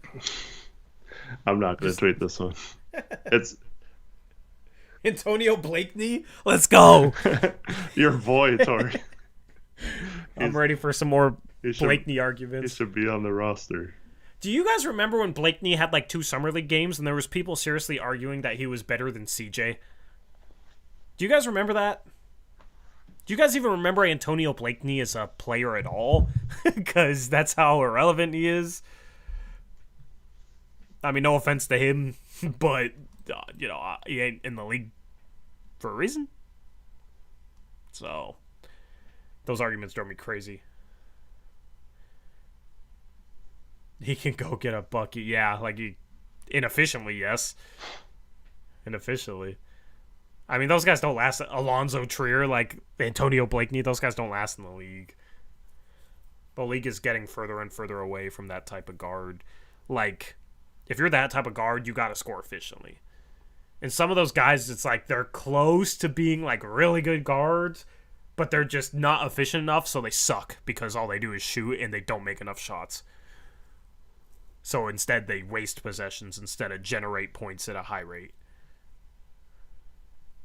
So it's but their highlights will look good because of the way they score the ball, but it's not good on a team in terms of helping them consistently win. Julian asks, if we do get Brown, do you see us moving the 23rd pick up in the draft to get Lively? I can see him be a better Nurkic next year, and the center we low-key we need can switch 1 through 5. I completely agree about Lively's ceiling, but I mean, he's not going to be better than Nurkic next year in his rookie year. So, but what if we trade 3 and Anthony for Brown? What do we have to move up that would entice someone to allow us to move up from the 23rd pick? The 43rd pick isn't enough. A bunch of future seconds isn't enough to move up far enough, probably for Lively, who's looking like a late lottery pick now. Yeah. So we don't really have a way to get up from 23 more than a couple spots maybe. So I think Lively's probably out of the question. So the only thing, if we get Brown, I don't see us having the assets. If we don't get Brown, maybe we make a trade where we get, a mid-teens pick and get him. But I find it hard to see any scenario where we get a mid to late lottery pick or a mid-teens pick in this draft using 23, because we can't trade future picks then if we use 23 to move up. So, yeah, I don't know how that would work. I love Derek Lively as a prospect. I think I have him 12th, 11th, maybe 10th on my big board. I updated my big board recently. I got Kobe Buffkin top 10, Derek Lively, Leonard Miller. That's kind of my 3 first-round crushes. I also have been very high on Kobe Brown, and somebody else whose opinion I respect in terms of scouting is also apparently high on Kobe Brown. I think he was watching earlier. Oh, JJ is. I was talking about Adam Spinella. So he had a first round grade on him. I saw that. I was like, let's go. Let's go. Because he's somebody whose opinion I respect. So Kobe Brown's intriguing. And there's a chance he's there at 43. That's kind of my guy. Like him, Andre Jackson Jr. are my two favorite second round picks right now. For the record, I have Lively 9th on my big board right now. I feel like me and you agree on first round prospects more than normal this year. Yeah, outside of Miller. Like there's always gonna be people we disagree on, but I feel like normally we disagree a little bit more. I'm curious. So, like, do you have an opinion on Buffkin? Like a solid opinion on him? Do you need to watch more tape on him? Like, what are your thoughts on him? No, I like Buffkin. It's always weird for me the last like handful of drafts, or actually probably a decade of drafts, just like with guards, because like I don't know how to rank them, but then like I'm Utah in the mock off season, I have no guards because I traded away Sexton, so like I needed guards, and so like I'm trying to figure out which ones to pick and all that kind of stuff. So I dove into it a little more than I normally would because like it's just so far off the radar sometimes with guards. But yeah, there's so many in that range that I just have they all do slightly different things, but like Buffkin probably has the best overall in terms of both offense and defense, like being a two-way player out of that group. But I don't know if he's quite the offensive player of that, like a Nick Smith or a Jalen Hood-Schifino type players could be, or the shooter that like a Jet Howard or a Jordan Hawkins or whatever. So that it's so hard to differentiate with. Like I think it all comes down to like, does your team need that kind of player, or do you need? Because like the Blazers, especially if they trade Ant, could use any number of skill set. They need a backup ball handler. They need a guard that can defend. Still, they need They'll need shooting. All that kind of stuff. So like I don't think there's a wrong answer there in terms of the Blazers. But yeah, in terms of other teams, it's one of those rare instances, I think, where there's like 4 or 5 guards that it literally depends on what team you are and what you need. It's that close to where I think you can factor in needs versus just best player available, because they're all freaking good, it seems like. Yeah.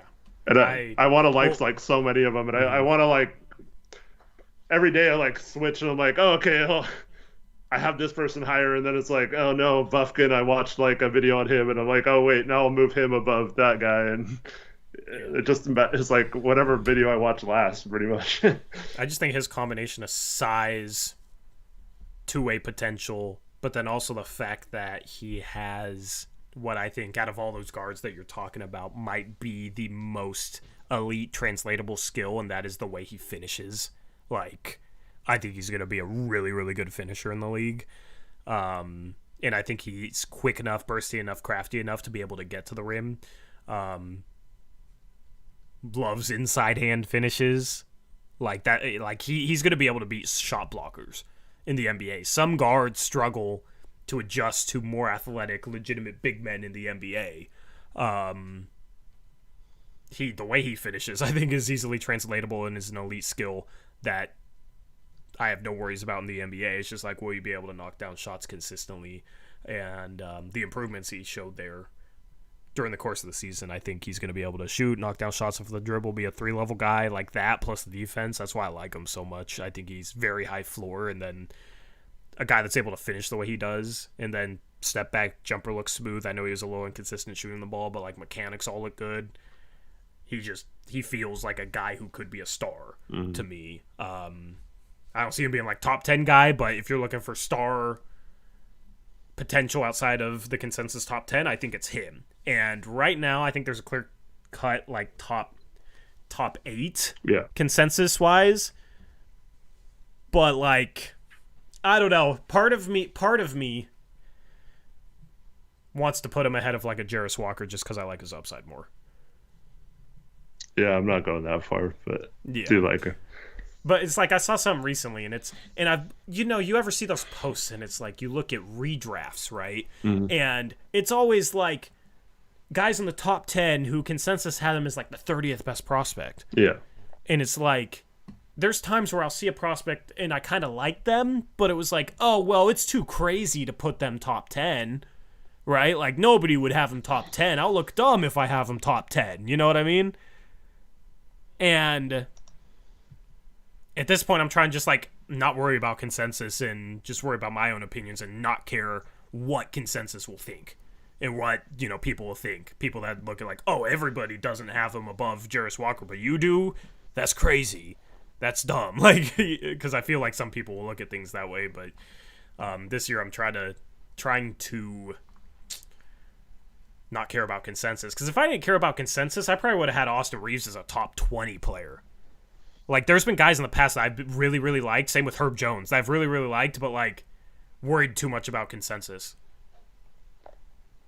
Which I think is a mistake, because consensus is never fully right. Yeah. Consensus is hit or miss at best. So, yeah, this year I'm trying to make sure to do my research so it's not just, like, uneducated. But this year, in terms of my big board, I'm not worried to go against consensus. Yeah. It's weird because, like, Taylor Hendricks, for example, is very clearly made his way up to, like, 8th or 9th on most people's boards, like top 8 or 9. But that's someone that I had there like very early in the season. I think you were high on him too. So, like, it seems like it's just consensus now, but, like, that's exactly something that was not consensus at the time, and we were trying to say that. Yeah. But you're never going to get 100% right. Yeah, the hive mind is never wrong. Am I right, fellow sheep? Bah, says your guy. Your guy Rich, our guy Rich, at Rip City Retro. By the way, check out Rip City Retro. It's a podcast Eric's doing with Rich Finley, and it's about Blazers history, which Eric is much well versed on than I am, me being a young guy and all. So, you know, I wasn't there for some of the experiences Eric has with Blazer fans. So if you want to dive in on Blazers history, then that's the podcast for you, Rip City Retro. Shout out to them. Go subscribe. Shout out Iosu Estremera with a €2 dono. No message. I don't know if YouTube destroyed your message or if you just didn't leave a message, but regardless, thank you. And if it did destroy your message, let us know and leave it in the comment section. Ducks Blazer says, you look 40, you young. I look 40? Damn. Maybe he thinks when you're talking, it's really me for some reason. That's maybe his audio's not synced or something. Yeah, maybe. I'm catching strays for no reason. I guess I gotta shave the beard. I will shave the beard, I guess. I'm gonna get a haircut this week at some point. I'm gonna cut the hair. Maybe that will help. Nothing wrong with looking 40, though. Nah, you know, just I want to look 40 when I'm 40. You know, yeah. I want to look my age, right? Like 40. Oh, yeah. Speaking of that, happy birthday in 32 minutes. Oh yeah, 32 minutes. 32 minutes. I don't want to be another year older. Oh well. So you're about to be 41, right?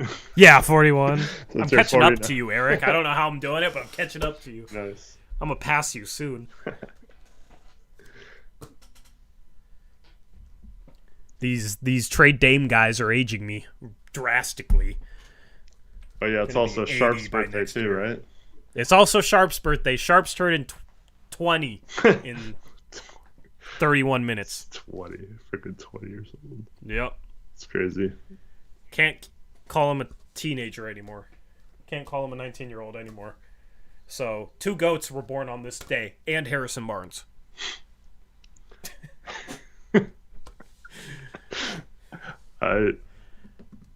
Yeah. I got to tell you something about Harrison Barnes after the stream. I don't think you appreciate the Harrison Barnes name drop. Yeah. Let's just say I'm trying to get him to answer a question from the mock-off season. Oh, good. Wait. Wait, what? I know what you're doing. That's actually fascinating. I know. I don't know how you go make that happen, but you do have the means, so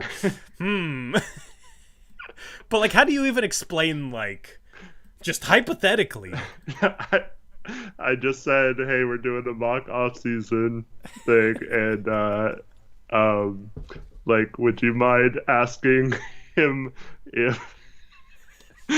if what he would think about this offer? Because I thought it was a little bit on the low side, so I wanted to kind of piss him off. So whoever offered it gets back feedback from the actual player about how much they hate it. I was going to leave it up to him whether he would re-sign or sign with that team for that amount. I thought it'd be hilarious to add that to the game. That's actually hilarious. But yeah, I don't think you really need to become the next Woj, so you can do that for literally every player. Yeah, just the mock off that. season, we're actually pitching the actual players. Right. That's funny. Yeah. That's funny. Yeah, I got signed shoes of his. Not my background, but I do have signed shoes of his. So we're quietly Harrison Barnes fans over here. No, I told Arrow. The person. I think he was very nervous. Yeah. I'm sure he wants to increase his. Who was it you said? I just outed him. Aromancer. Oh. He's the king. So. Was he sober? I think so, yeah. I mean, it was a well-formulated email and all that stuff, just probably a little lower than he was expecting. Yeah. I'm curious. Hey,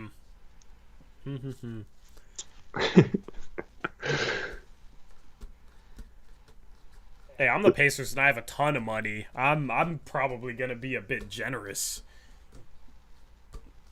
But we got Taylor Hendricks, Derek Lively, Keontae George on rookie contracts. We got Tyrese Halliburton on a rookie contract. We got Ben Mathurin on a rookie contract here at Indiana. So we got free agent money that we don't know what to do with. And we're going to spend it. Okay?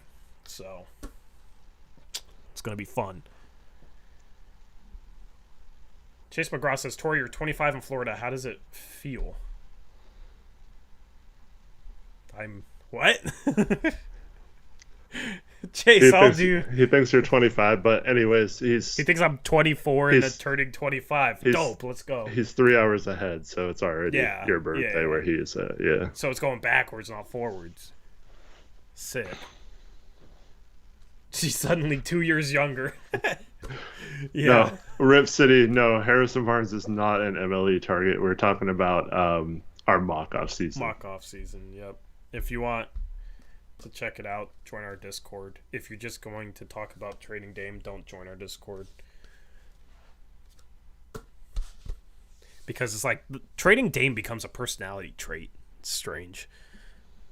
Like that's all. People that want to trade Dame, like they literally can't talk about anything else.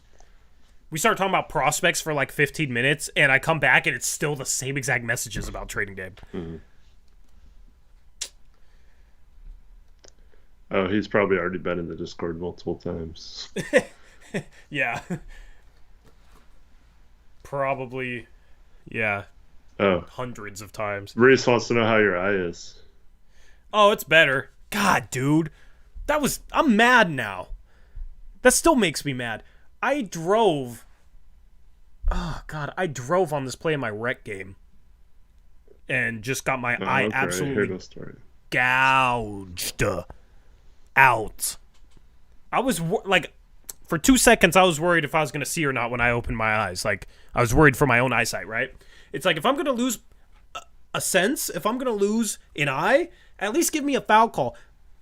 Bro, this has been like super red for 2 days cuz I just got freaking finger poked in my eye, no foul call. I think my arms also got hit on the play when I went up blindly, no foul call. There in the past couple of weeks, like I've got my elbow just whacked on a fadeaway jumper, no call. Like I literally can't buy a call in that league. Even if I get poked in the eye, I can't buy a call in that league. But in the past 2 games, I've had 3 perfectly clean blocks that have been called fouls. Where I've blocked someone. And 2 of the 3 times, it was the dude calling it from behind half court. When his other friend ref is on the baseline right in front of the play, not calling it. And he's saying I'm hitting him on the wrist. It's like, bro, I get poked in the eye, I can't get a call, but I block the ball and you're saying I'm hitting him on the wrist and it's a foul? Frustrating. I needed this rant. You gotta accentuate the contact. I yelled because it hurt. I don't know how else I can act like you got shot. Getting poked. Yeah, I didn't fall. I'm really good at like not falling. So I need to get better at falling. Because I'm the best at not falling.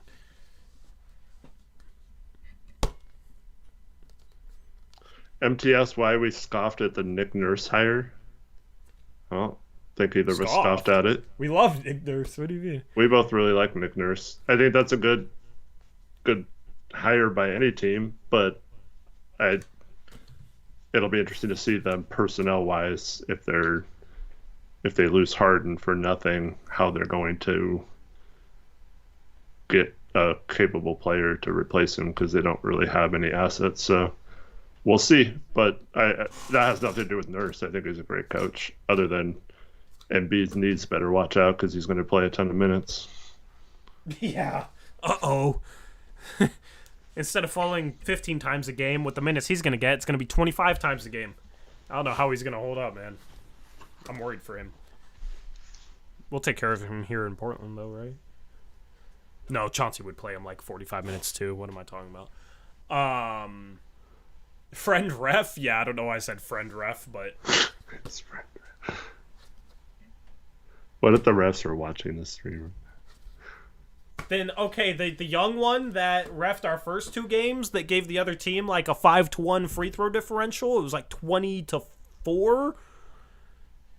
Can we just get equal calls, please? And when I almost lose an eyeball or a limb, can I get a foul call just once in a while? Doesn't even have to be every play. Okay, that's all I ask for. I feel like it's fair. I don't want to have to complain like LeBron, but kind of force my hand. Shout out BC with a $5 donut. Says, I've argued with Tori on Twitter before, but I love you guys. Respect # Rip City for life. I mean, if you haven't argued with me on Twitter, what are you doing? I was just going to say that. Who of us have not argued with Tori? I've argued with Eric on Twitter. I'll argue with all you on Twitter, all right? Nothing wrong with that. It's like a sign of respect if I've argued with you on Twitter. That's what Twitter's for. Smog says, Timeline Tory wants to smoke. I've argued with Smog on Twitter. Connor says, I don't think I've argued with you on Twitter. Okay, well, that's because your brother does the arguing for you. Like, I've argued with Smog enough. I don't want to argue with you, too. Well, in the GC is technically still Twitter, Connor. Yeah, I don't remember us arguing, though. That's why you're moderated.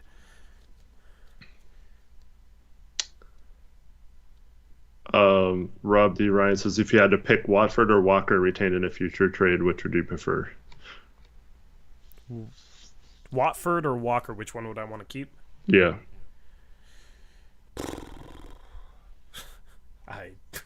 In my opinion, there's Walker, I guess. There's pros and cons to both. Yeah. Yeah, I don't think throwing either one in because we have to include a minimum salary if we'd make the trade now or before the new league year. So, yeah, I think it would just come down to whatever one of those two the other team asked for, but I don't think there's a wrong or right answer there. Well, that says I only argue with Tori about football. Yeah, that's because you're a Seahawks fan. So that just has to happen that way. Life of Kai said I've argued with Tori once. Only once. Also, some of you guys, I have no idea who you are on Twitter. We probably interact all the time, but like your YouTube name and your Twitter name are different, so I can't I don't know it's the same person.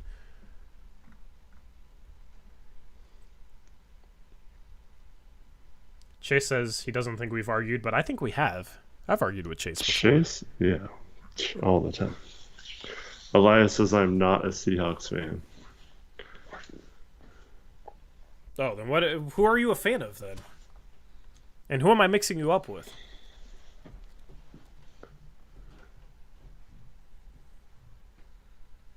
Kieran, we argued tonight, basically, because you were tripping. Kieran, that's because only I know who you are on Twitter. Why he hides behind a burner? Yeah. That's weak.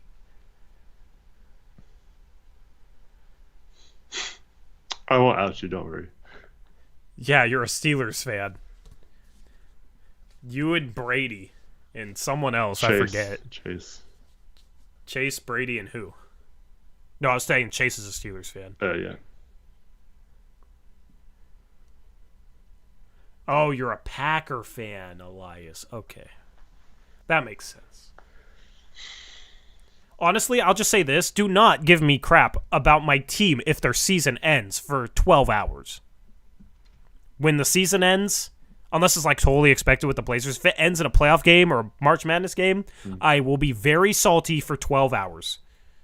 And if you say something that's like, this player sucks, to give me crap, I will probably that's when I block people. Cuz otherwise I just want to like vent cuz I'm upset and I don't want to take it out on you. So I'll block you. So give me a 12-hour period after my season ends, my team's season ends, because it's just like another confirmation of my worst fear that none of my teams will ever win a championship. So how's someone allowed to be a Niners and Packers fan? What is that? Joey, I watched parts of it. I don't know. Not having it at night kind of bummed me out. Just doesn't feel like the same race. Eric doesn't watch NASCAR, I don't think. So.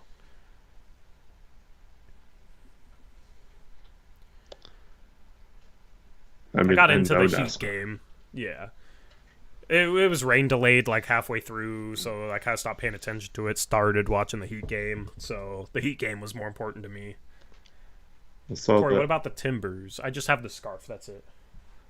What were you going to say? I saw the Indy 500 was yesterday, wasn't it? Yeah. Steven asked me, because he knows I'm a NASCAR fan. He asked me for like who to bet on for the Indianapolis 500. It's like, dude, I don't know IndyCar.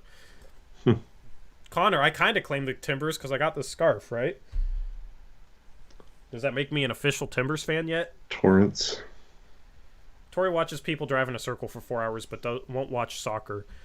Smog watches people throw a ball against the floor and into a certain area occasionally and won't watch high-stakes racing. You can dumb down any sport. Give me your best dumbed-down version of basketball. Smog, you watch people run into each other, fall down for 5 seconds, and then stand around for 35 seconds. And then they do it again.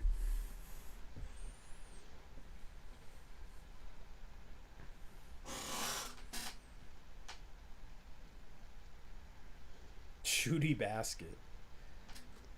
Throwing a ball into a hole. That just sounds sus.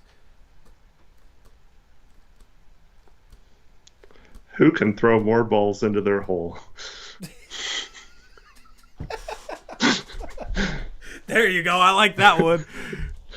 And then we sit here and talk about who did the better job throwing balls into holes for 2.5 hours.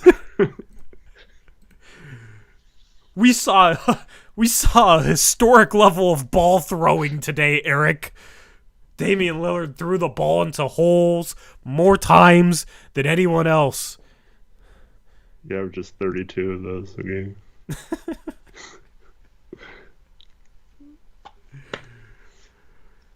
But we won't be good enough throwing balls into holes if we keep our best ball thrower, so we got to trade our best ball thrower so that we can somehow in the future get better ball throwers so we can throw more balls into holes so we can become the best at throwing balls into holes.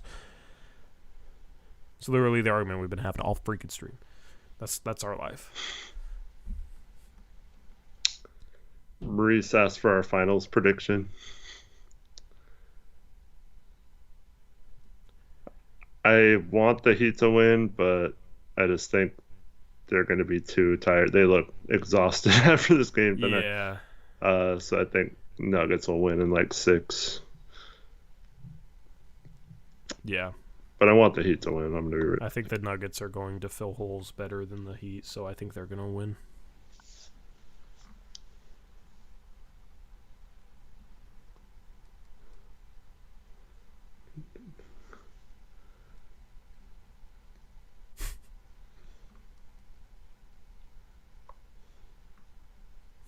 Smog, I know.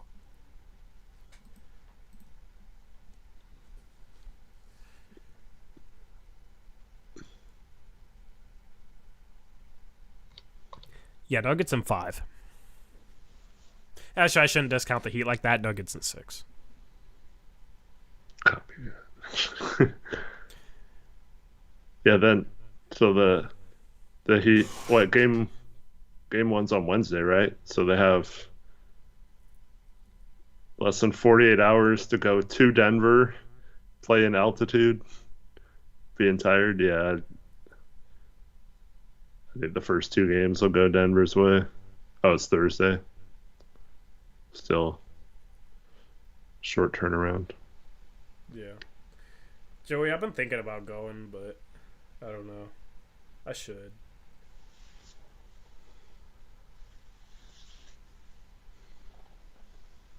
Yeah, their second tier series is going to be at PIR this second time. They started it back up last year, so thinking about going this weekend. If Portland knew Sharp would develop this quickly at the end of his first season, Hart would look this good post-trade. Would that change your mindset on paying and retaining Hart while moving Simons? I don't see why those have to be anything to do with Simons. I like Simons. I don't think we should have moved him. But I totally will agree. I think we should have found a way to keep Hart, just played him in that role off the bench. And if we're going to contend, it would have been nice to have players like Jaylen or like Hart off the bench in a Jalen Brown lineup. So I think that trade's going to come back to haunt us unless they somehow hit a home run on that pick or whatever, use it for a good trade. But yeah, we could have paid him up to like $22 million a season. Not saying he's worth $22 million, but it was purely a financial decision. I don't like making decisions based on that.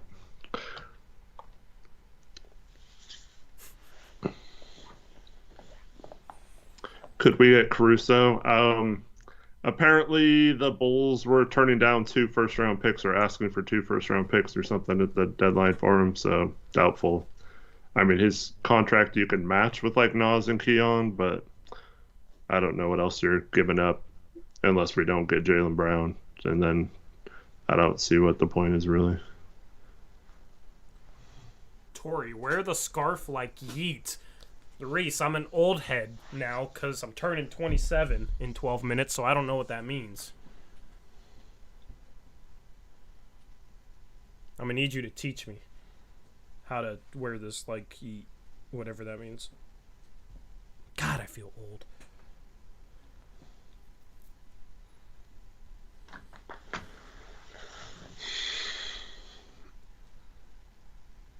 All right, life advice. If anybody wants life advice, we got you covered.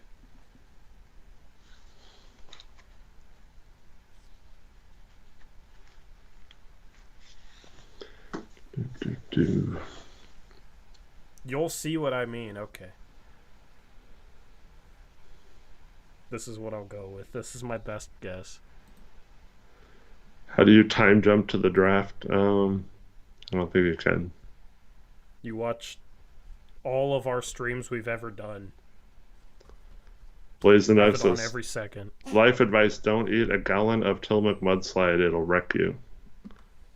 Ice cream sounds good, though. Yeah, it does. I had ice cream. After the Celtics won Game 6, I felt so sad for myself that I ordered Baskin-Robbins. Mm. It was good. Now I'm glad that they lost that game because I got ice cream and, you know, Celtics still lost, so we're good.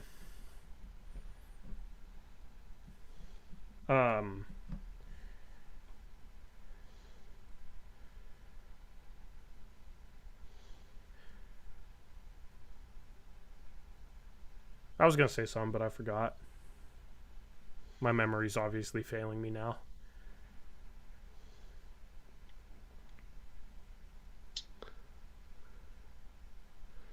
Let's have a Blazers Uprise road trip to the Tillamook Cheese Factory tomorrow.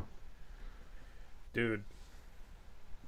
There is a small chance that I'm able to get them as a sponsor, but it would require something coming through that it's kind of hard to get in contact with. So, somebody I don't know either, so not too confident, but I would love Tillamook as a freaking sponsor, dude. That'd be so sick. Oh man, Jameson. Should I transfer to a school chasing a girl who said her relationship was over? Absolutely not. Why would you? No. Can you give me an argument for doing so? I know you're probably in pain and you think that your life's over because you probably really like this girl, but no, you no. Even if she kind of liked you back and it wasn't over, bad idea, man. Yeah. Chase, I agree. L idea. Because then your whole point for being there is dependent upon her emotional whims. And that's not a good position to be in. Okay? If you don't have something solid. So then it puts you in a position where you're constantly trying to please her and make her happy because that's the only reason you're there. And being in that position doesn't work. It has to be something mutual, so does it make sense? Reese asks how many push-ups you should do right now, but then says Eric has to match how many push-ups I do. No, that's not my workout day, so I'm not doing push-ups. Yeah. Zachary Brem says, I want to propose to my girlfriend. How should I do it? Chat, give Zachary ideas for proposing to his girlfriend. Feel free to give him wrong answers and right answers. Any answers you want. Don't do, I don't know if you saw that video on Twitter where the guy tried to ask his girl to prom with like signs on the road and the girl didn't see it was for her and said it was stupid or something. Yeah. See, but then you could play it off like, yeah, that is stupid, while you like quietly cry. Yeah, you could see the look in his new eyes, like he was like, oh man. Yeah. Hire a stripper. Do it at McDonald's. Backflip into the one knee. That just sounds like a health hazard. Recruit us to say it for you. No, Braden, they would be much more difficult to get at this point, it looks like. Just toss the ring at her while you're watching TV and say, Trana cuff, and only pay half attention to her answer. Bro, I love Taylor Packer. He's so funny. They just ask her in like 10 minutes. Wait, what did you say? Did you say yes or no? Cool. Walmart. Yeah, jump in the ball pit at Walmart, okay? And then land on one knee. Once all the balls fall out, they'll just reveal you there on a knee holding the ring. Back in high school, one of my friends jumped into the ball pit. It was like 10 feet high. It was just a bunch of big rubber balls, a little bigger than this. Nice. Yeah.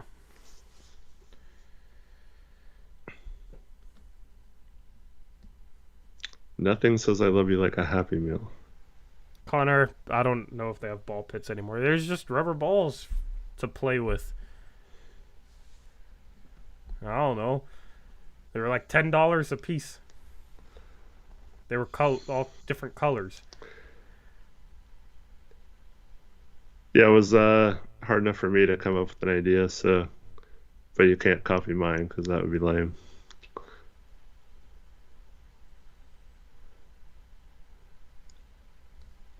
Elias proposed at Portland City Grill. That's a cool spot to propose. If I ever propose, I'm not doing it in a public place. You're not doing it, or you are? No, like I'd do it like on a beach or something. Yeah. Or I don't know. I just proposing in public places. I feel like takes away the. Let me Google the definition of this word before I say it, because I don't know if this. Oh, So, yeah, the sanctity. The sanctity. See, I knew what that word meant. I just want to make sure. Proposing in like at a basketball game takes away the sanctity of the proposal. Yeah, unless I'll use the caveat, unless she's like just as much of a diehard, or he or whoever it is, unless they're as much of a diehard fan of that sporting event or team as you are, then yeah, don't do it at a sporting event. My life revolves around this team. I mean, look at this channel. But I still wouldn't do it. Mm-hmm. Still wouldn't do it, so... It's getting hard to breathe, but... Reese told me to do this, so...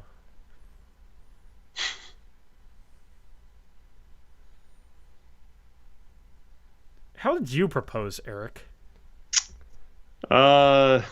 So... I had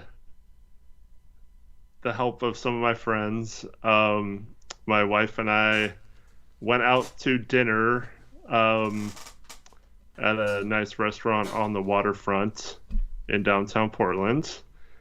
And while we were at dinner, I had my friends a little bit further down on the waterfront setting something up. And I was so nervous. I forgot my cell phone at home, and then there were some issues at the restaurant with like their cash registers not working, and so like we were there way longer than we should have been, and all this stuff. So I was like completely panicked and all this stuff. But anyways, I just happened to this is back before like cell phones were really like a huge thing. So I still knew people's phone numbers because that's what you did back in the day. Mm-hmm. So I just happened to call one of my friends, and he just happened to have on his home message his cell phone number. So I was able to call it like from the restaurant and make sure everything was in place and stuff, because I had like no contact, no clue if everything was ready. Mm-hmm. On top of this, I'm just like a nervous wreck. And then so the plan was to go for a walk along the waterfront after dinner. And then there, I don't know if you guys are from Portland or know the area, but there's right on the waterfront, there's a little fountain, and then it goes down. There's some steps down, and there was, it's like where the Portland Spirit used to dock right there. And so my friends I'd bought like hundreds of roses, and they spelled out with the roses, "Krista, will you marry me?" And then, so like we walked by, and then I tried to play it off cool, like walking the other way, and she's like, "Oh, I want to see what this is," or whatever. And she went and read it, and then I got down and proposed, and that was it. Damn. Yeah. That's 10 out of 10. That's what I'm going to do. Yeah, it was pretty cool. I'll just put my own twist on it. It ended up working out, but like so many things could have gone wrong. Yeah, that's scary. That's scary. That'd be nerve-wracking. That's dope, though. Anyway, yeah. Zachary, hopefully that inspired you. Do you think I can grab the wood behind me without looking with this thing? What is that thing? It's a grabber. Oh. And it's green. It came with my green screen that need to, I was like, set up. Why do you have a grabber? Did you watch the intro of my ramble? I didn't have a chance. I just got home from work before. I just love doing something random in my ramble videos. Yeah. It's going to become a thing where it's just like something just completely random and stupid and pointless and doesn't make any sense. And it's just like, I want you guys to look forward to that. But I want to see if I can, like, no look. How far does this reach, though? I got to go this way. I got to make sure not to knock off the bobblehead. Nope, wrong way. It's really hard to do it just looking at the... That's funny. I need to get it on the desk. Okay, I got it on the desk. Okay. Is that your wood for Wemby, or is that what you're trying to do? Yeah, that's my wood for Wemby. Oh, I almost got it. No. This is so stupid. What am I doing? We're witnessing a midlife crisis. Crap, dude. This fell. I don't think this is doable. I think maybe if I go sideways. Is this sideways? Okay. If I go sideways. I think the wood's too thick. Connor says Eric just talked about his awesome proposal story, and Tori's over here with a scarf on his face with a plastic grabber arm. Happy birthday, Tori. Let's I go. don't think it's doable, man. I don't think I can do this. Happy birthday. It's midnight. Thank you. Yep, I turned 27 doing this. This is just very fitting for my life, honestly. Sick. I don't even know directions anymore. Yeah, I don't think it's doable. I tried. Maybe I'll grab... I'm gonna break something. Oh, that's a candle. Yeah, I'm not gonna grab that. Anyway, I'm gonna breathe now. Cool. I tried, guys. I'm disappointed, but... Oh well. Tori ushered in his birthday being very weird. Hey, I don't want to be 27, so I'm gonna be 12 instead. All right, there we go. Cool. I look at your wiser. Hell weird. yeah. Yeah, it is kind of weird, but I'll just use the drunk card like Kieran and Neuromancer. Trevin, 26, rounds up to 30 as well. What do you mean can round up to 30 now? Yeah, learn how to do math, man. That's My program. first diss of being 27 is Trevin. Wouldn't have it any other way. Tori's having a breakdown. I mean, breakthrough. I wonder if I could do it if I look, though. Like, is this actually possible? Like, I have to... You're still trying to... Damn it, Tim.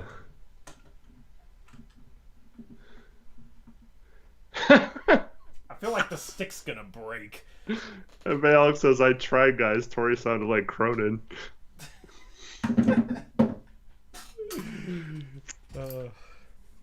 That's what your Trailblazers offseason is going to look like. We're sitting here talking about Jalen Brown, but it's going to look like that.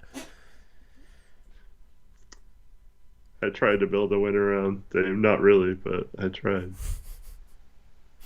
Dude, I have to get my signed Blazer Wood thing that was back there. It's signed by Dame, Shabazz Napier, Mo Harkless, and Caleb Swanigan. Rest in peace. They signed your wood? Yes. Okay. I think it was the last thing that Dame signed. It was like some Daimler event or something I got invited to. Nice. Got to shoot around on the Moda Center court, but there was like 50 people in one ball. That was fun.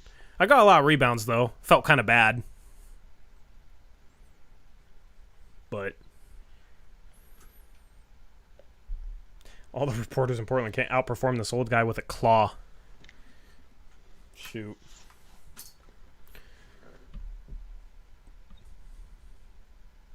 Yeah, show me like 6 years ago. This is what you're going to be doing. You're going to have 300 people watching you at 12 a.m. as you try and grab a piece of wood with a scarf on your face. Sick. Anyway, any other life advice you guys need?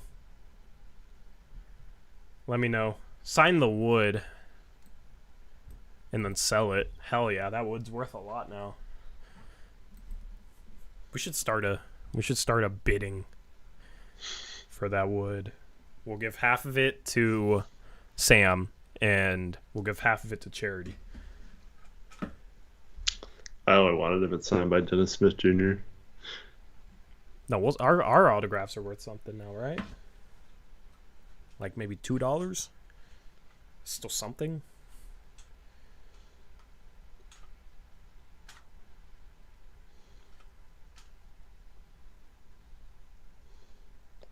You want to start a bidding for your wood, yes. For charity.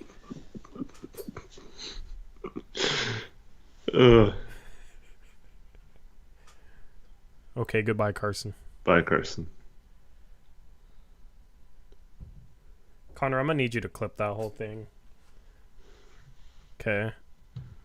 We need to have an off-season stream highlights when there's nothing to upload in August, okay?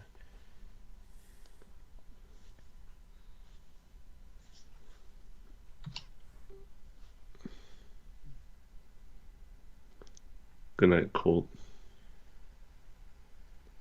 Tori, do you think the game is passing by you? Old man in a young man's stream. I don't know what that means. Elias $2 dono says this is the first bid for wood. Awesome. We got a $2. Can we get a $5? Thank you, Elias. Speaking of wood, shout out to Sam Dooley. Yeah, shout out to Sam for giving us the wood. I mean, it helped us move up, We didn't get Wemby, but it helped us move up, and it could help us get Jalen Brown. Hopefully, please. I got mine right here. I have wood for Wemby. You got your wood? Okay, yeah. I could have tried to grab this, I guess. Oh, this is gonna break. Yeah, I don't want to break this. I think this is so you can levitate things in front of the green screen, and then since this is green, it doesn't show up. I think that's what it's for. That's my guess. Yeah, it just kind of sits here because I don't really have the space for a green screen yet. So appreciate you, Chase. Thanks, man. Love you, Chase. Yeah. Looking forward to your podcast, too. Teaser. That's a teaser. Shady Kiwi, knowing the Spurs are not trading the first pick. We could give them 800 first-round picks, if possible, and they wouldn't. Yeah.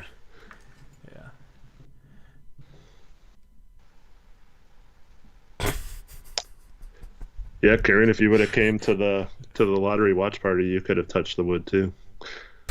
Sude with just the most random appearance. I don't know the last time I read a Sude comment in stream, and he says, it's going to be sick when Tori's wood starts levitating. Oh my goodness, what have I started? It even brought Sude out of the woodworks. Blaze the Nugs, you need to get bonked with this thing.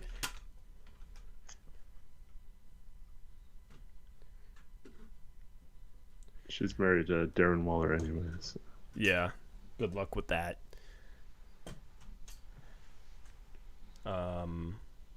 Anyway, anything else, chat or Eric? Thanks everyone for watching. Hope you have a good night. We'll be back on Thursday night with another live stream. Yeah. Looking forward to another one of these. Tori's been practicing with his claw. Yeah, I'll try and do some tricks for you guys on Thursday, maybe. If you give me ideas, you can let me know on Twitter via DM, or you can message me on Discord, or you can send me an email, blazersuprise@gmail.com. I want challenges for this grabber thing. Trevin says, back tomorrow for the JV trade, you mean? Yeah. We'll be live whenever that happens, if it happens. Yep. And shout out to BetOnline for sponsoring the stream. Promo code BELIEVE, BLEAV, 50% rewards. Get on finals action. Get in on any sport you want other than whatever I try and do with this grabber thing. Maybe we should set odds for if I can grab certain things, and then we can take bets and chat, and that could be fun. Sounds like an August thing, though, when we have nothing to talk about. But yeah, shout out BetOnline. Thank you to them for sponsoring this stream. And video tomorrow. I dropped a video earlier today talking about Jalen Brown. It's a ramble video. It's a lot of the same stuff we kind of just talked about, just in ramble format. So go check it out if you want to. Make sure you're subscribed to the main channel if you're not already. It's Blazers Uprise without the live. That's where we upload videos and have our big streams and have our post-game shows. And then, yeah, I think that's pretty much it. Looking forward to Thursday's stream. It's almost June. That's kind of crazy. NBA draft is less than a month away. Does Tankathon have a countdown for that? I don't know. If there is a trade, I'm expecting it to happen before the draft. So in the next 3 weeks, roughly, maybe a little bit more than 3 weeks. So it's right around the corner. Draft is 3 weeks from Thursday. Crazy. And the Jeremy Grant trade happened the day before the draft last year. Wasn't official till July 7th, but it was made on June 25th, the day before the draft, which would be June 21st this year. Yep, so we could have something similar. Anyway, thank you all for tuning out or coming out. we'll be live again on Thursday videos between now and then. Hopefully you enjoy them. With that being said, that's a wrap for this edition of Blazers Uprise Live. We'll see you later. Have a good rest of your Happy night. birthday, Tori. Have a good day. Thank you. Appreciate you. Thank you, chat. Appreciate all you guys. We're out of here. Until next time, as always, peace out. Go Blazers.